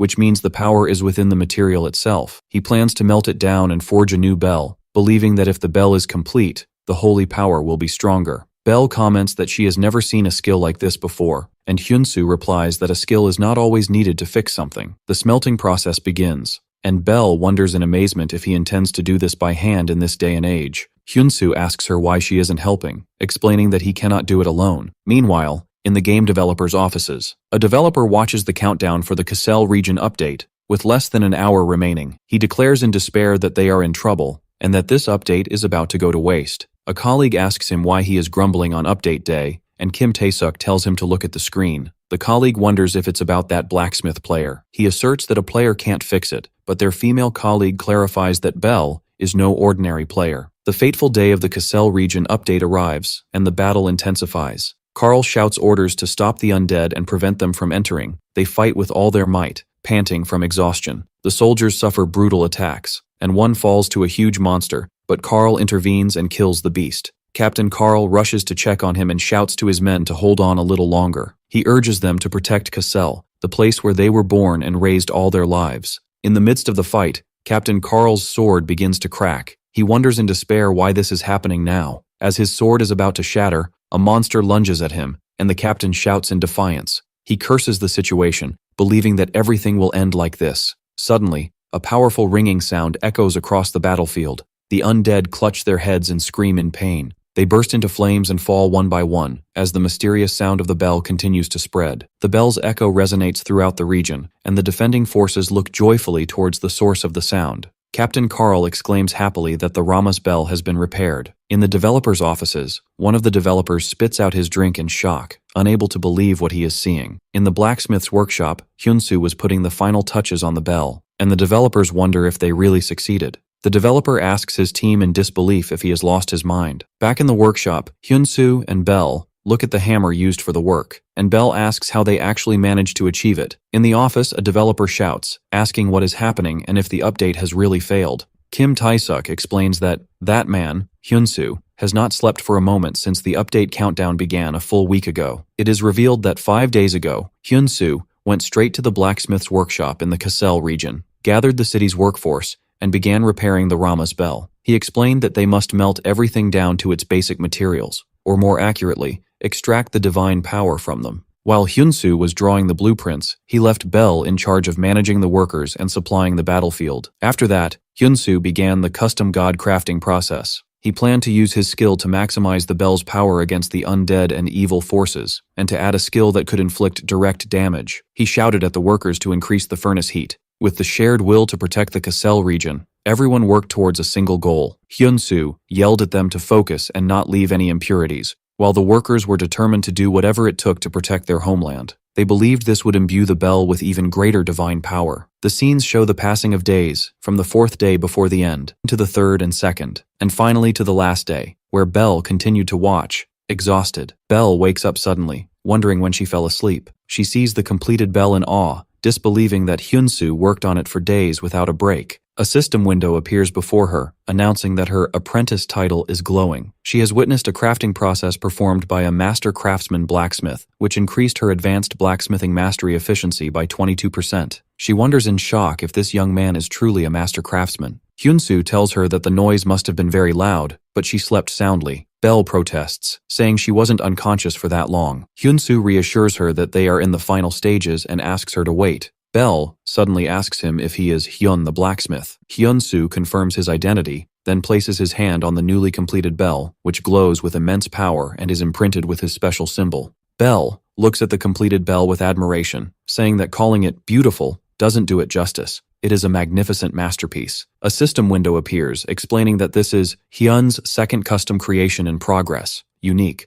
with infinite durability. It is a reconstructed artifact that was unrepairable. Bell wonders if this is the reason for its power, admitting she has never seen anyone succeed at something like this before. Suddenly, Bell grabs Hyunsu's hands tightly and eagerly asks him to be with her from now on. Hyunsu asks her in confusion what she means, wondering if it's a love confession, which Bell denies in embarrassment. The scene returns to the decisive day of the battle, where Hyunsu strikes the newly completed bell. Waves of holy energy emanate from the bell, annihilating the hordes of undead who scream in agony as they burn. The soldiers gasp as they watch the horrific scene. A system message confirms that Hyunsu has created a new bell and eradicated the undead, and that he can now prevent the update and create a new story. Hyunsu shouts triumphantly that they did it, thanking God he wasn't too late. But he immediately collapses, overcome by a state of extreme exhaustion that leaves him stunned. Bell rushes to him, anxiously asking if he is okay, while a system message announces the completion of the Repair the Rama's Bell quest. Another message indicates that the rewards have been changed. Meanwhile, the news spreads quickly throughout the Ares player community. Someone asks if others know the blacksmith Hyun and posts a topic titled, "The Reason the Cassel Region Update Failed," with pictures of the tower before and after the bell's repair. Players recognize the name Hyun from Hyun's first custom sword and are stunned that he repaired the Rama's bell. As a result, huge numbers of players start following Hyun's workshop. Hyunsu wakes up in his bed to the sound of continuous notifications, wondering about all the noise. He sees that his workshop's follower count has jumped to 101,655, and he is amazed, wondering how this is possible. Hyun-soo smiles, realizing it was a good thing he engraved his name Hyun on the bell, as now everyone who visits the Kassel region will see it. Someone knocks on the door and asks for permission to enter. Captain Carl enters enthusiastically, announcing that their region's savior has awakened. He tells him that he has come with the Lord's approval to give him his reward for making the bell, which is 330,000 gold pieces. Hyun-soo is stunned by the amount, which is equivalent to 330 million won. The captain adds that the savior deserves a reward of this caliber, and presents him with a box as a gift from the Lord himself. Hyun-soo opens it to find the legendary metal, orichalcum. Hyun-soo thanks the captain. Captain Carl insists that they are the ones who should be thanking him, explaining that unlike other outsiders, Hyun-soo did not abandon their region and protected them. The captain expresses his sincere gratitude. Hyun-soo feels the captain's sincerity and thinks that he only did what had to be done, realizing that the despair of people in Aries is no different from their despair in reality. Hyun-soo then takes his leave of the captain, explaining that he needs to return to where he used to live for a while, and the captain immediately agrees. Hyun-soo decides it's time to reclaim his workshop and logs out of the game. The captain and his colleague look at the spot where Hyun-soo disappeared, commenting that outsiders are a strange group. The next day in Gyeongju, Hyun-soo meets with the real estate investor Kang Hyuk-soo. Kang looks at his phone, which displays a message stating that Mr. Hyun-soo has deposited 330 million won. Kang tells Hyun-soo that he really did it, expressing his astonishment and deep admiration. The scene flashes back to 1 year prior. Hyun-soo sits with Kang Hyuk-soo, who is reviewing the property papers. Kang tells him that the total amount comes to 330 million won. Kang mentions that he heard about the big fire and reassures Hyun-soo that the amount should be more than enough for the hospital bills, urging him to keep his head up. As Kang prepares to leave, Hyun-soo asks in a hesitant voice if he could buy back the workshop. Kang Hyuk-soo asks for clarification on what Hyun-soo just said. Hyun-soo repeats his question, explaining that if he could somehow raise the money, would Kang sell the workshop back to him? Kang advises him that buying a burned-down workshop would just be a waste of money and that he would be better off buying a new one if he needed it. Hyun-soo insists that it must be their workshop, as the place is filled with memories of his father. Kang thinks it over, and then decides to grant Hyun-soo a grace period of exactly 1 year. However, he warns him that the second the year is up, he will sell the property to the first buyer. Hyun-soo thanks him warmly, while Kang tells him he will be waiting for his call. Back in the present, reading the deposit message again, Kang repeats his deep admiration for Hyun-soo. He admits that although he was the one who made the offer, in his heart, he knew he was asking for the impossible. Hyun-soo explains that the 1 year period was just a rough estimate, and that the opportunity to sell such a property could have ended at any time, but Kang had already kept his promise. Hyun-soo asks why Kang was so kind to him. Kang replies that he was the first person ever to ask to buy back a property after selling it. He adds that he just wanted to encourage someone like him. Hyun-soo thanks Kang again, and thinks to himself that thanks to him, he didn't have to give up the workshop, and that he needs to give him something in return. Hyun-soo asks him if he is familiar with a game called Aries. Kang laughs and replies that of course he knows it. Who hasn't heard of it these days? Hyun-soo reveals that he is actually a blacksmith in Aries. Kang comments that this is the perfect job for him. Hyun-soo offers to make him an artifact as a gift. Kang excitedly asks if he can make him a custom piece, regardless of the effect, type, or level. Hyun-soo smiles and replies, of course, promising that he will make him anything he wants. Hyun-soo enters a tavern, where Belle calls him over to sit with her. This is the first time they have seen each other since the undead incident. Belle complains about how hard it was to find him, and Hyun-soo apologizes, but she says she was just kidding. Belle properly introduces herself, explaining that she was the chief strategist for the Golden Shield Guild, and the one who built the guild into what it is today. She adds that on that day, she became certain of one thing, that Hyun-soo would one day become one of the top-ranking players. Therefore, Belle gets straight to the point. She tells him that when he eventually creates a guild, she wants to be its first member. Hyun-soo jokingly reminds her that she was calling him a scammer just the other day. Belle immediately apologizes, but justifies her stance by saying anyone would have misunderstood in that situation. Hyun-soo tells her he was just kidding, and that he is also looking forward to working with her, and they shake hands. But before that, Hyun-soo decides to tell her his plans. Belle is shocked to learn that Hyun-soo is going to meet the Sword King Parad, one of the 10 legends. Hyun-soo confirms that he will enter the Joyard martial arts tournament, adds that the bread he's eating is delicious, and wonders if the winner will receive their prize from Parad himself. Belle confirms this but is worried, explaining that this tournament is a gathering of rising stars from all over, and it's no joke. Hyun-soo simply replies that this is exactly why he must win. Bell wonders how he can say that so simply, and if he can even taste his food. Hyun-soo reassures her not to worry, and tells her that he will aim for the top using his specialty, leaving her puzzled.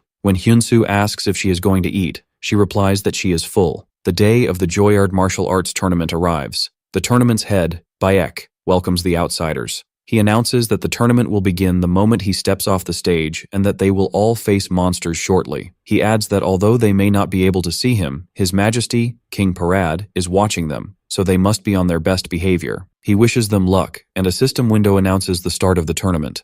In the arena, the participants face the monsters. The first mission is to survive the golem's attack, with a 1-hour time limit. The participants rush into battle enthusiastically, with one expecting a golem to be the first opponent. A system window announces the first trial of the tournament. Whoever kills the stone golem, level 109, will receive a reward. A participant is surprised by the golem's high level, wondering if it was always this high and noting that the first round is supposed to be easy. Another participant recklessly charges, declaring, "First come, first served," but is immediately crushed by the golem, resulting in a forced logout. The other participants scream in terror and try to dodge the attacks, but they fall one by one and are logged out as well. The participants scream in terror, realizing this situation is completely different from the information they had, and wonder how they are supposed to defeat this thing. Hyun-soo stands observing the situation, while the other players curse their bad luck, realizing they've been deceived. Elsewhere, the tournament head Baek realizes the tournament has turned into a complete disaster. A stone golem from the high-level tournament has been mixed in by mistake. Baek fears that at this rate all tournament participants will be eliminated and decides he must see His Majesty immediately. Baek rushes into the king's chamber shouting, "Your Majesty," and insists they must stop the tournament now. But King Parad calmly rejects his request.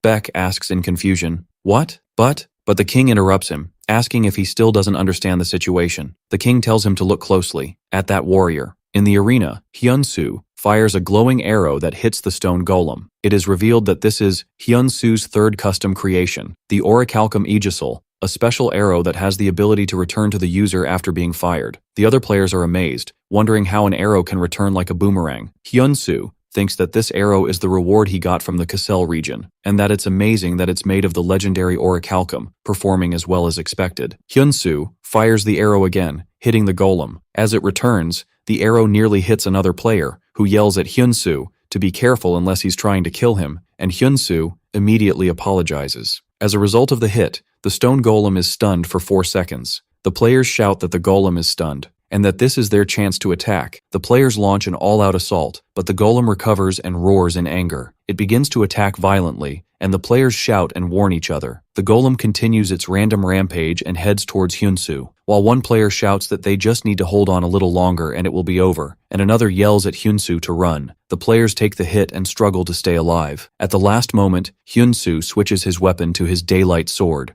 declaring that it's not over yet. He blocks the golem's massive blow, but the force of the impact throws him to the ground. Baek pleads with King Parad, saying they must stop the tournament now, pointing out that the participant seems to have reached his limit. The king watches with interest, and suddenly something unexpected happens that catches his attention. In the arena, despite having fallen, Hyun-soo uses the emergency god crafting skill again. The crafting process completes, resulting in the Damascus Woldu, a weapon specifically designed to cleave through stone. With a single powerful strike, Hyun-soo successfully defeats the stone golem. The Damascus Woldu disappears as it was an emergency creation, while Hyun-soo receives a flood of level-up notifications. Hyun-soo is amazed to realize his level has increased by 14, while the other players look at him in disbelief, wondering how he managed to defeat it. Hyun-soo asks them in confusion if they weren't supposed to defeat it. The players reply that the mission was to survive, so how could they defeat a monster with such a huge level gap? They explain that the trial consists of 3 stages,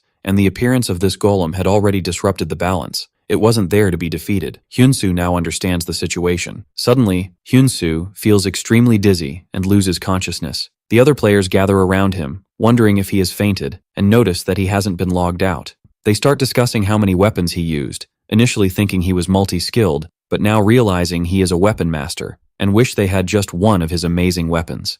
At that moment, Beck announces to all participants that due to an error on the organizer's part, the martial arts tournament will be suspended, and orders them all to leave. News of Hyunsu's achievement spreads rapidly online, with thousands watching a live stream of him unconscious in the arena. Viewers wonder how he managed to defeat the stone golem alone and ask for information about his bow and arrow. Someone notices that Hyunsu has dropped his arrow, and upon zooming in, they see the name Hyun engraved on it. The viewers immediately connect him to the Hyun who created the unrepairable bell in the Kassel region. They are stunned, wondering how a blacksmith could be so powerful, and marvel at his superior equipment. In the offices of the Beholder Company, the customer service team faces a flood of inquiries about why the tournament was suspended. The staff cannot provide clear answers, merely stating that it was a decision made by Ares's free will, or that it relates to an internal issue in the Kingdom of Joyard, and they apologize to the customers repeatedly. In the development department, an employee tells her team leader that there is a big problem. He tells her he is busy now. She informs him that the Joyard martial arts tournament has been suspended,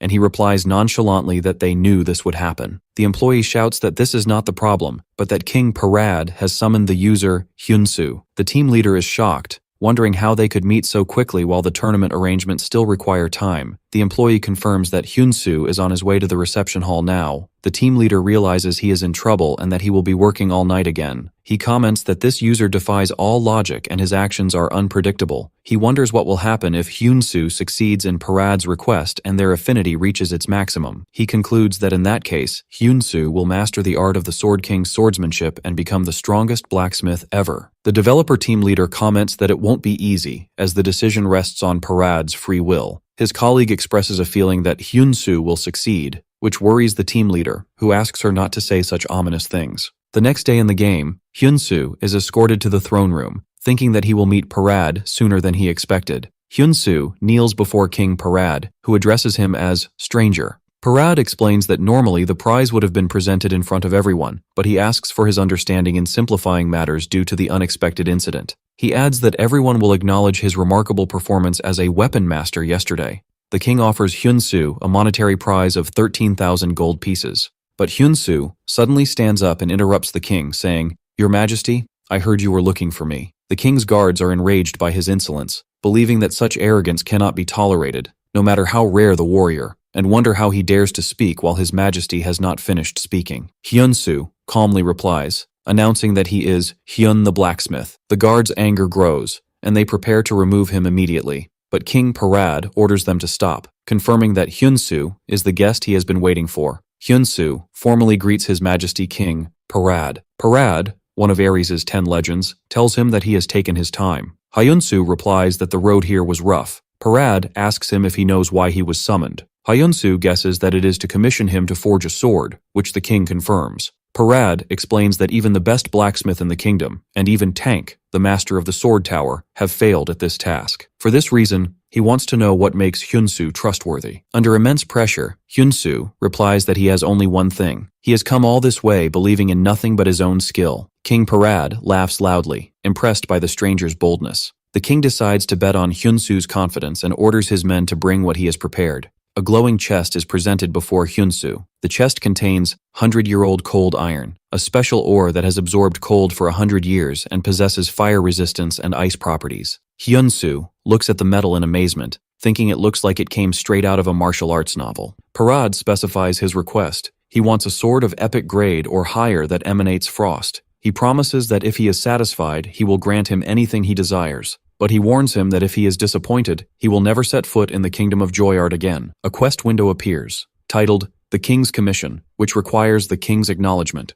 The reward is the fulfillment of one request from Parad, and the penalty for failure is expulsion from the Kingdom of Joyard. Hyunsu accepts the quest, promising that he will not disappoint the king and that he will surely succeed. Later in the blacksmith's workshop, Hyunsu feels his neck burn from the intensity of the gaze directed at him. He turns to see a woman watching him. It is Bella, the vice-captain of the Knights of the Kingdom of Joyard, and her level is 301. Hyunsu thinks to himself that even though he is a stranger, placing a guard on him so blatantly is excessive, but he retracts his thought, considering it natural that they wouldn't trust him easily. Bella tells him to pretend she's not there and to focus on his work. Hyunsu asks her with a sarcastic smile if his staring is that obvious, and she replies, yes. Bella thinks to herself who this young man thinks he is, remembers that His Highness has pinned his last chance on them, and vows that he had better not fail. Hyunsu feels the immense pressure she is putting on him. Suddenly a doorbell rings in the game, puzzling Hyun-soo. He apologizes to Bella, explaining that it seems something has happened in his real world,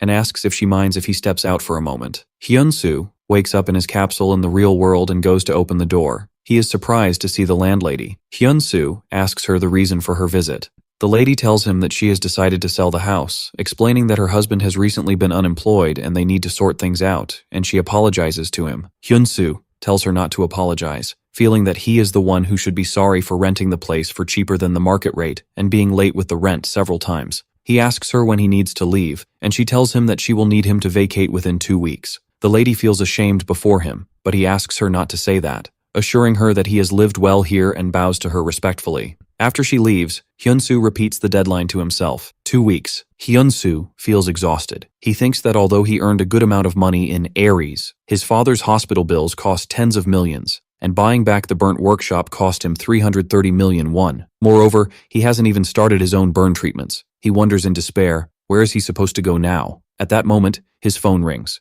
The caller is Kim Hyeon, Belle. When he answers, Belle asks him what he is doing and tells him she has a good idea about the quest, which is why she called. Hyun-soo asks her to call him back later, explaining that his head is a bit preoccupied right now. Belle asks him if something is wrong. Hyun-soo tells her that Parad's quest is important, but he suddenly has to move out of his house in 2 weeks. Belle angrily reminds him how important this quest is. She tells him that she expects 2 main outcomes from it. Belle explains that right now, people are arguing about whether the champion of the Joyard martial arts tournament and the blacksmith Hyun are the same person. She suggests he not clarify it yet, and when he reveals his path later, it will blow up. She adds that he received a commission to forge a sword from Parad, one of the most influential NPCs in Aries. She asks him to just imagine Parad revealing a new sword engraved with the name Hyun. That is the moment his value will skyrocket, which is why she said she would stand by him. Hyun-soo thanks her, saying she has brought him back to his senses, and promises he will do his best. Hyun-soo returns to the game to find Bella shouting at him angrily. Bella yells at Hyun-soo, asking why he is only now returning, and he asks in confusion what happened.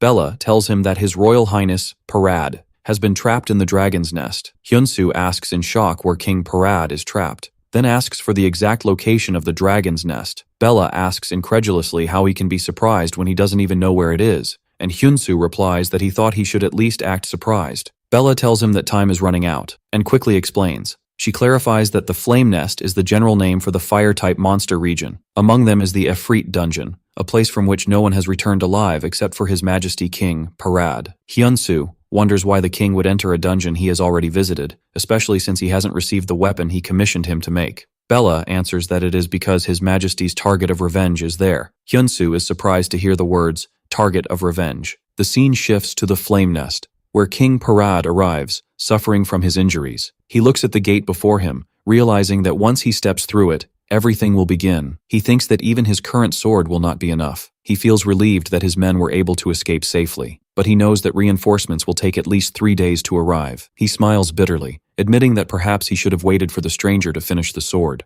A sad memory creeps into his mind, and he wishes his son Ban were still alive. He would have been about the same age as that young man Hyun-soo. He remembers how his son died in his arms, calling out, "Father." In that painful memory, Parad asks his son how he came here without telling him. Ban replies that he thought if he conquered this dungeon, he would finally become a son his father could be proud of. But he now realizes he was too weak and apologizes. Parad shouts at his son that there is no need to apologize and tells him to hold on to life. But Ban apologizes to his father again, then breathes his last in his arms, leaving Parad to cradle his lifeless body in despair. In the present, Parad decides it would have been better to wait for the stranger's sword, but he cannot let Efreet escape. He has waited years for him to appear and is determined to eliminate him. Then Parad walks steadily toward the blazing dungeon gate. Bella explains that since the prince's death, His Majesty has tried every way to hunt down Efreet, but Efreet has not revealed himself so easily. She adds that this might be His Majesty's last chance. Bella frankly admits that she finds it difficult to trust a stranger like Hyun-soo, but she adds that if His Majesty entrusted this to him, there must be a reason. Then Bella bows before him, and as a knight of the Kingdom of Joyard, she begs him to save His Majesty. A new emergency quest appears, titled, A Sword That Can Save the King. The quest requires accepting Bella's request, with the reward being an increase in her trust, and the penalty for failure being Parad's death. The mission is to forge a blade capable of saving him. Hyun-soo thinks about Parad's tragic story. He remembers how, on that day, he too almost lost everything in the flames. He wonders if he could have moved on if he had lost his family like Parad. With firm resolve, he tells Bella that he will do everything he can. Hyun-soo immediately starts working in the workshop, hammering the metal enthusiastically, then plunging it into water. He thinks that they say Efreet's heat can melt even unique grade weapons. He concludes that he will need to forge a weapon that surpasses the unique grade. He decides to focus on the effect of the frozen stone, which is unsolvable. As he works, a system window appears, telling him that his understanding of the 100-year-old cold iron has deepened. Another message appears, announcing that the spirit of the blacksmith has been activated. The message explains that while forging this blade, Hyun-soo immersed himself in the work more than anyone else. His passion, determination, and empathy have driven him into a state of complete focus. As a result, the system announces that Hyun's first legendary grade sword is being forged. A bright light emanates from the workshop, and Bella wonders if it is complete. Hyun-soo stands holding the new, glowing sword, and declares that it is time to go save His Majesty King Parad. Meanwhile, in the flame nest, Parad screams in pain as he takes a heavy blow. He gets to his knees, determined to end this today. The leader of the flame nest, Efreet, of level 409, appears before him. Parad shouts Efreet's name, who scoffs at him, saying he has no idea how long he has waited to meet him. Then they charge at each other in an epic battle, and Efreet lets out a deafening roar. The fierce battle between King Parad and Efreet continues. Parad blocks Efreet's violent fiery attacks, but Efreet's immense power overwhelms him. Parad is surprised to see that Efreet's sword is formed from pure flame, and a series of violent blows that he cannot block follows. Efreet shouts in triumph and unleashes a wave of his flames, forcing Parad to retreat in pain. Efreet laughs triumphantly, while Parad kneels, defeated, and curses the situation, believing it has ended in failure. Efreet prepares to deliver the final blow, and throws his spear towards Parad. A huge icy sword appears out of nowhere, stopping Efreet's attack. Hyun-soo and Bella have arrived just in time. Bella shouts at King Parad and tells him to use the new sword. Parad grabs the new glowing sword that was thrown before him. A system window appears, displaying the details of Hyun's custom sword for Parad, legendary. The sword possesses amazing special abilities, plus 343% resistance to the fire attribute, plus 194% attack power with the ice attribute, and a massive plus 397% increase in ice attribute attack power against fire monsters. It also has an active skill called Frost Flower. Hyun-soo asks the king to try using it. Parad grips the sword, which glows with icy power. Parad unleashes the Frost Flower skill, and a mighty wave of ice sweeps across the battlefield, freezing Efreet's fiery attacks. Efreet screams in pain as the sword's icy power counters its heat. Parad declares that it is over. Parad lunges forward, and his icy sword collides with Efreet's fiery body and shatters it. Efreet is shocked, and Parad continues his attack. Parad succeeds in delivering a finishing blow, defeating Efreet. A system window announces that he has defeated the boss monster. Parad breathes a sigh of relief, believing they have finally succeeded. But suddenly, Efreet's body begins to glow and explode. Hyun-soo wonders what is happening. Bella realizes that some monsters self-destruct before they die. Parad is caught in the massive explosion that destroys the entire dungeon. Bella screams at King Parad to get out immediately, warning him of the danger. But Parad orders her to stay put, considering it a royal command. He looks at a locket with a picture of his son and thinks that he wants to end things here. Bella feels hopeless. She knows she must save His Majesty, but he has ordered her not to come. She wonders in confusion what she should do. Hyun-soo steps forward alone and tells her that he will go and get His Majesty. He uses the emergency god crafting skill to create a flame-resistant shield. Hyun-soo enters the blazing inferno and calls out for His Majesty King Parad. The king orders him to go back, saying he has done more than his share. Hyun-soo refuses to leave, insisting that he came here to accompany him and will not leave. Hyun-soo asks him if his decision is because of the person in the locket. The king confirms this, admitting that because of him, his son left this world, and wonders with what face he can continue to live. Hyun-soo asks him if he thinks the person in the locket would be happy about this.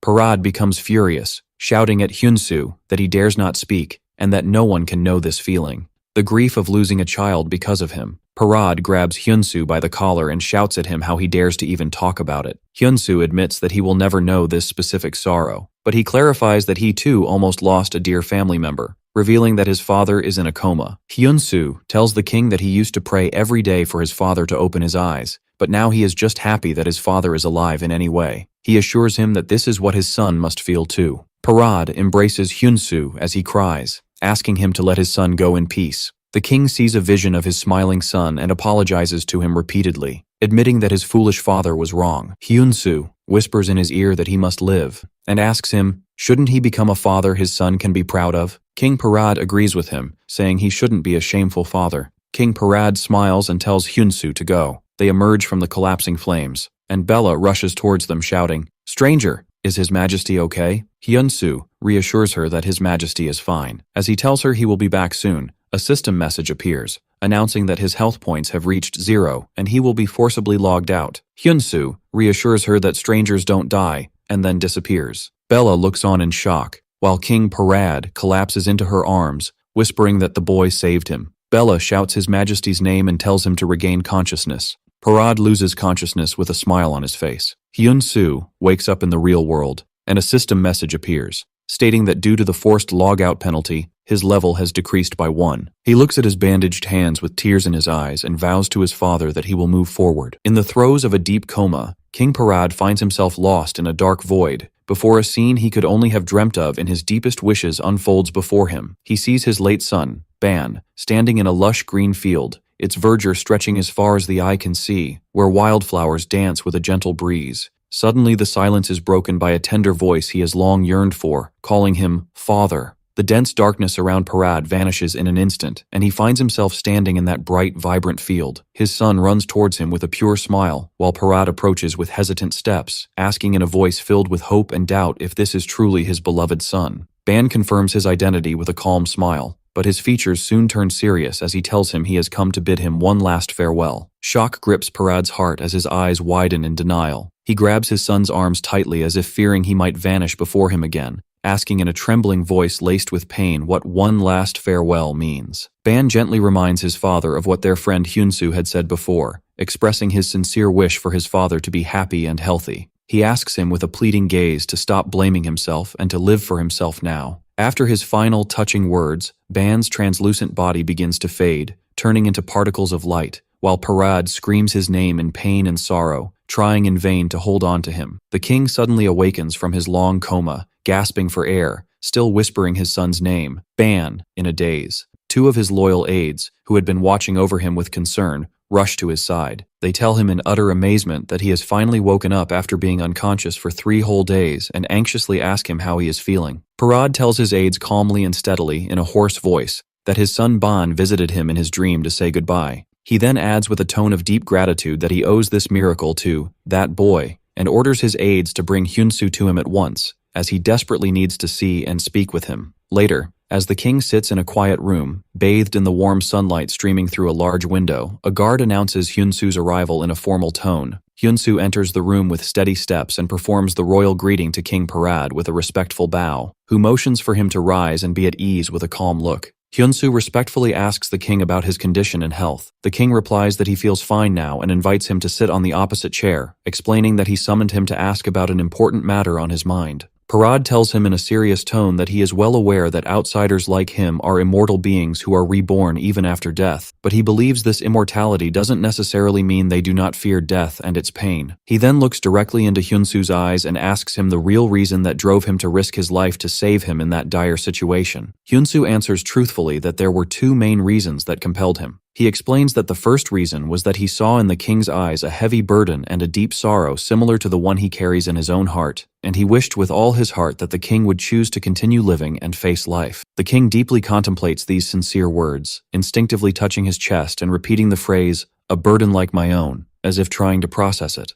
When the king curiously asks about the second reason, Hyunsu replies with a shy smile, scratching his head humbly, that the other reason was his absolute confidence that His Majesty would grant him a generous reward befitting the saving of a king's life. Parad smiles faintly at the word confidence, noting that it's a bold answer that shows great self-assurance. The king agrees with him, gratefully confirming that he was indeed planning to give him a great reward beyond his expectations. He presents him with an elegant sealed scroll, explaining that it represents the price of the exceptional sword he forged for him. When Hyunsu carefully opens the scroll, a transparent blue system window flashes before him with a clear and direct message stating that he has received 1,017,600 gold pieces. Hyunsu freezes in place for a few moments, staring at the number that surpasses all his expectations, leaving him in utter shock and amazement at the unimaginable sum. The king calmly and contentedly remarks that the sword did indeed save his life, and therefore it deserves at least that amount, if not more. Hyunsu bows deeply and involuntarily, expressing his thanks and gratitude to his majesty. The king asks him to sit again and raise his head. Parad tells Hyunsu in a fatherly tone that,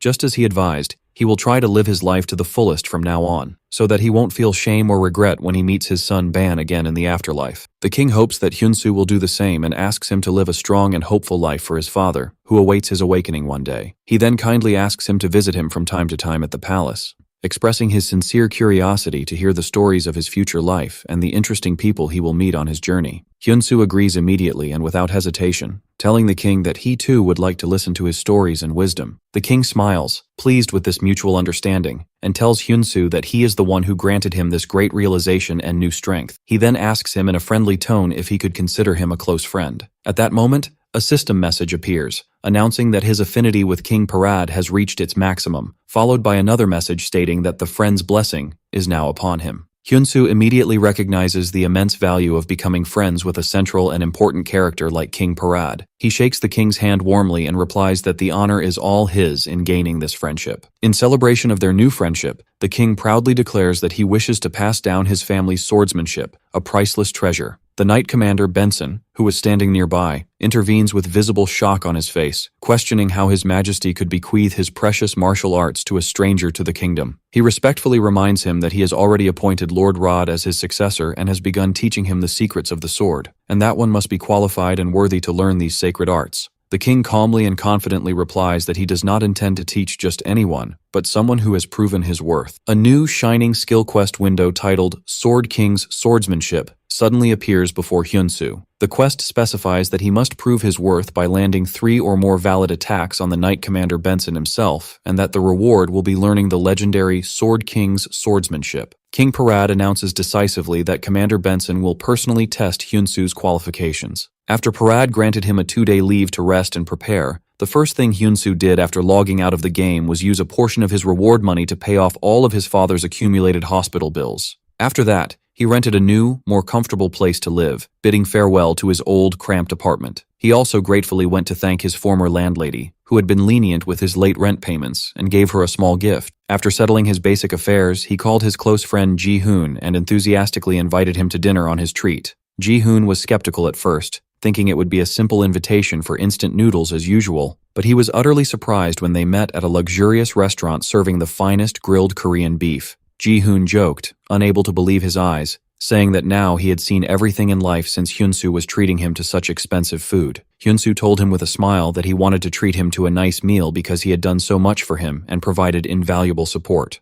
During the enjoyable dinner, Hyunsu presented an elegant gift bag to his friend. Ji-hoon opened it curiously, only to discover, in shock and amazement, that it contained a pair of luxury Hermes shoes he had been dreaming of for a long time. Ji-hoon pointed at Hyunsu in disbelief, asking where he got all this money and if this expensive gift was really for him. Hyunsu explained it was a small gift because he knew Ji-hoon had wanted those shoes for a while, and also told him he had transferred the money for the game capsule he had given him back to his bank account. Overjoyed, Ji-hoon hugged the shoebox happily and thanked his friend warmly and gratefully. Hyunsu felt in that moment that his life was finally changing for the better thanks to Ji-hoon, and told him that he was the one who should be thanking him for everything. Ji-hoon got flustered by this emotional talk, so Hyunsu jokingly told him to shut up and eat before the meat got cold. In the grand and spacious training hall, Hyunsu's anticipated test begins.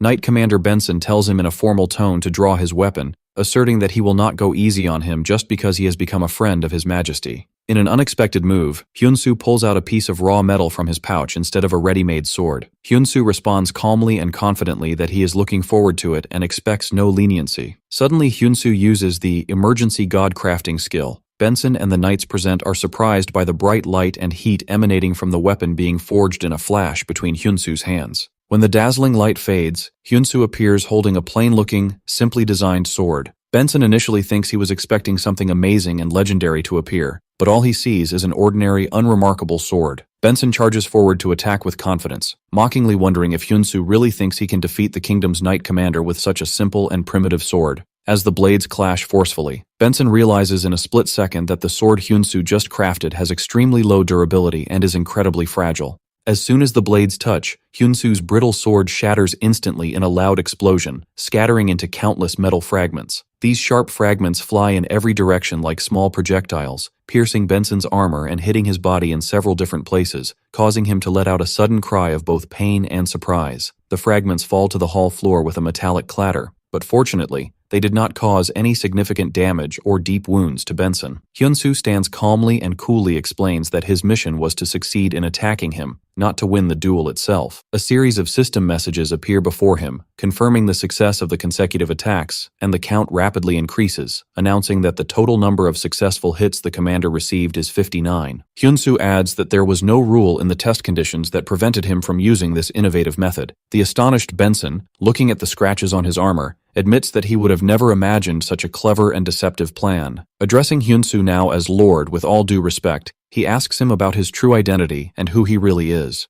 Hyunsu reveals himself with an aura of confidence, declaring that he is the god of blacksmiths. Upon hearing this legendary title, Benson and the other knights bow before him in perfect unison, declaring it a great honor to meet the god of blacksmiths and pledging to spread the swordsmanship he will learn everywhere. Hyunsu feels embarrassed and immensely pressured by their exaggerated reaction and asks them to stop and get up immediately. Afterward, Hyunsu undergoes 2 full weeks of harsh and comprehensive training under the personal supervision of Benson and King Parad. Thanks to this intensive training, he successfully acquires the Sword King's swordsmanship skill, and his expertise in sword mastery also increases significantly and noticeably. Hyunsu thinks that this strict training style reminds him of other powerful swordsmen he has met in the past. Since his player level is still relatively low, he was only able to learn the first 3 chapters of the swordsmanship: Beast's Aura, Raging Wave's Sword, and Sword's Cry. He was promised by the king that he would learn the remaining chapters once he raised his proficiency and sword mastery level. After his grueling training period ends, Hyunsu goes to meet King Parad again in the throne room. King Parad warmly welcomes him as a friend. Hyunsu tells the king that he has an important request he would like to make now that he has proven his worth. Hyunsu reveals his request. He desperately needs the 100-year-old cold iron, the same rare material used to craft the king's legendary sword. The king considers his request with interest, thinking for a moment before replying that he would gladly give it to his dear friend. But King Parad regretfully informs Hyunsu that the piece of cold iron used to make the sword was unfortunately the last remaining piece in the kingdom's vaults. Hyunsu is shocked and disappointed, realizing that this will significantly hinder his future plans. The king smiles and tells him not to despair so quickly, explaining that more cold iron can be obtained directly from its source, the fearsome Frost Mine. The king suggests that Hyunsu go and get it himself, on a new adventure. Hyunsu wonders with hesitation and concern if he can really do it alone. King Parad orders his loyal aide, Bella, to go to the Frost Mine and accompany Hyunsu on his mission. Bella initially objects politely, explaining that her first duty is to stay by His Majesty's side and protect him. The king insists that this journey will be a good and beneficial experience for her to hone her skills as well, so Bella immediately agrees to carry out the royal command. The king uses his recent victory in a dungeon to announce before a crowd of players and nobles his success in conquering Ifrit's tomb. The players are impressed by the news, commenting that Parad is truly a legendary figure and deserves the title Sword King. Some sharp-eyed players notice the stunning sword Parad proudly carries, pointing out its strong and unique icy aura. Upon closer inspection using evaluation skills, they discover with shock that the name Hyun is engraved in small, intricate letters on it. The players recognize the name immediately, as it was also written on the arrow used by the winner of the recent martial arts tournament, leading them to speculate that the mysterious blacksmith Hyun is now in the kingdom of Joyard. Players eagerly discuss the mysterious identity of the blacksmith Hyun in forums, as his age, level, and even gender have not been revealed. A funny rumor spreads that he is a portly man in his 40s who spends all his time in his workshop. Regardless of his true identity, a large number of players begin to follow his virtual workshop in the hope that he will accept their requests and craft legendary weapons for them one day. In the real world, Hyunsu, checking his smartphone, notices that his workshop's follower count has skyrocketed to 310,000 thanks to Parad's blatant display of his sword during his official speech. He realizes that everyone has become very interested in the blacksmith Hyun and is searching for him. And he thinks about the chaos that might ensue if it were revealed that the winner of the tournament is the same person as the blacksmith Hyun. He decides it's best to be extremely cautious for now and not reveal his identity, as he still has a lot of work to do to achieve his goals. Before heading to the dangerous frost mine, Hyunsu decides to send a message to someone he has not yet been able to express his gratitude to. Elsewhere, Kang Hyuk-soo, the wealthy real estate investor and high-level casual player, sits in his luxurious office and reflects that King Parad has finally succeeded in clearing Ifrit's tomb after 3 failed attempts, considering it a dungeon impenetrable for current players. Kang bitterly recalls his many failed attempts to enter that dungeon to complete a special and rare quest, as all his unique and expensive armors would melt from the unbearable intense heat inside. He sighs to himself that he has plenty of money, but lacks the powerful tools and equipment to achieve his ambitions, and wonders if there is a skilled craftsman who can help him with this dilemma. At that moment, he receives an in-game message from Lord Hyunsu, telling him that he is contacting him to fulfill the promise he made the other day about crafting an armor for him. Kang Hyuk-soo smiles broadly, immediately realizing the identity of the sender he had been looking for.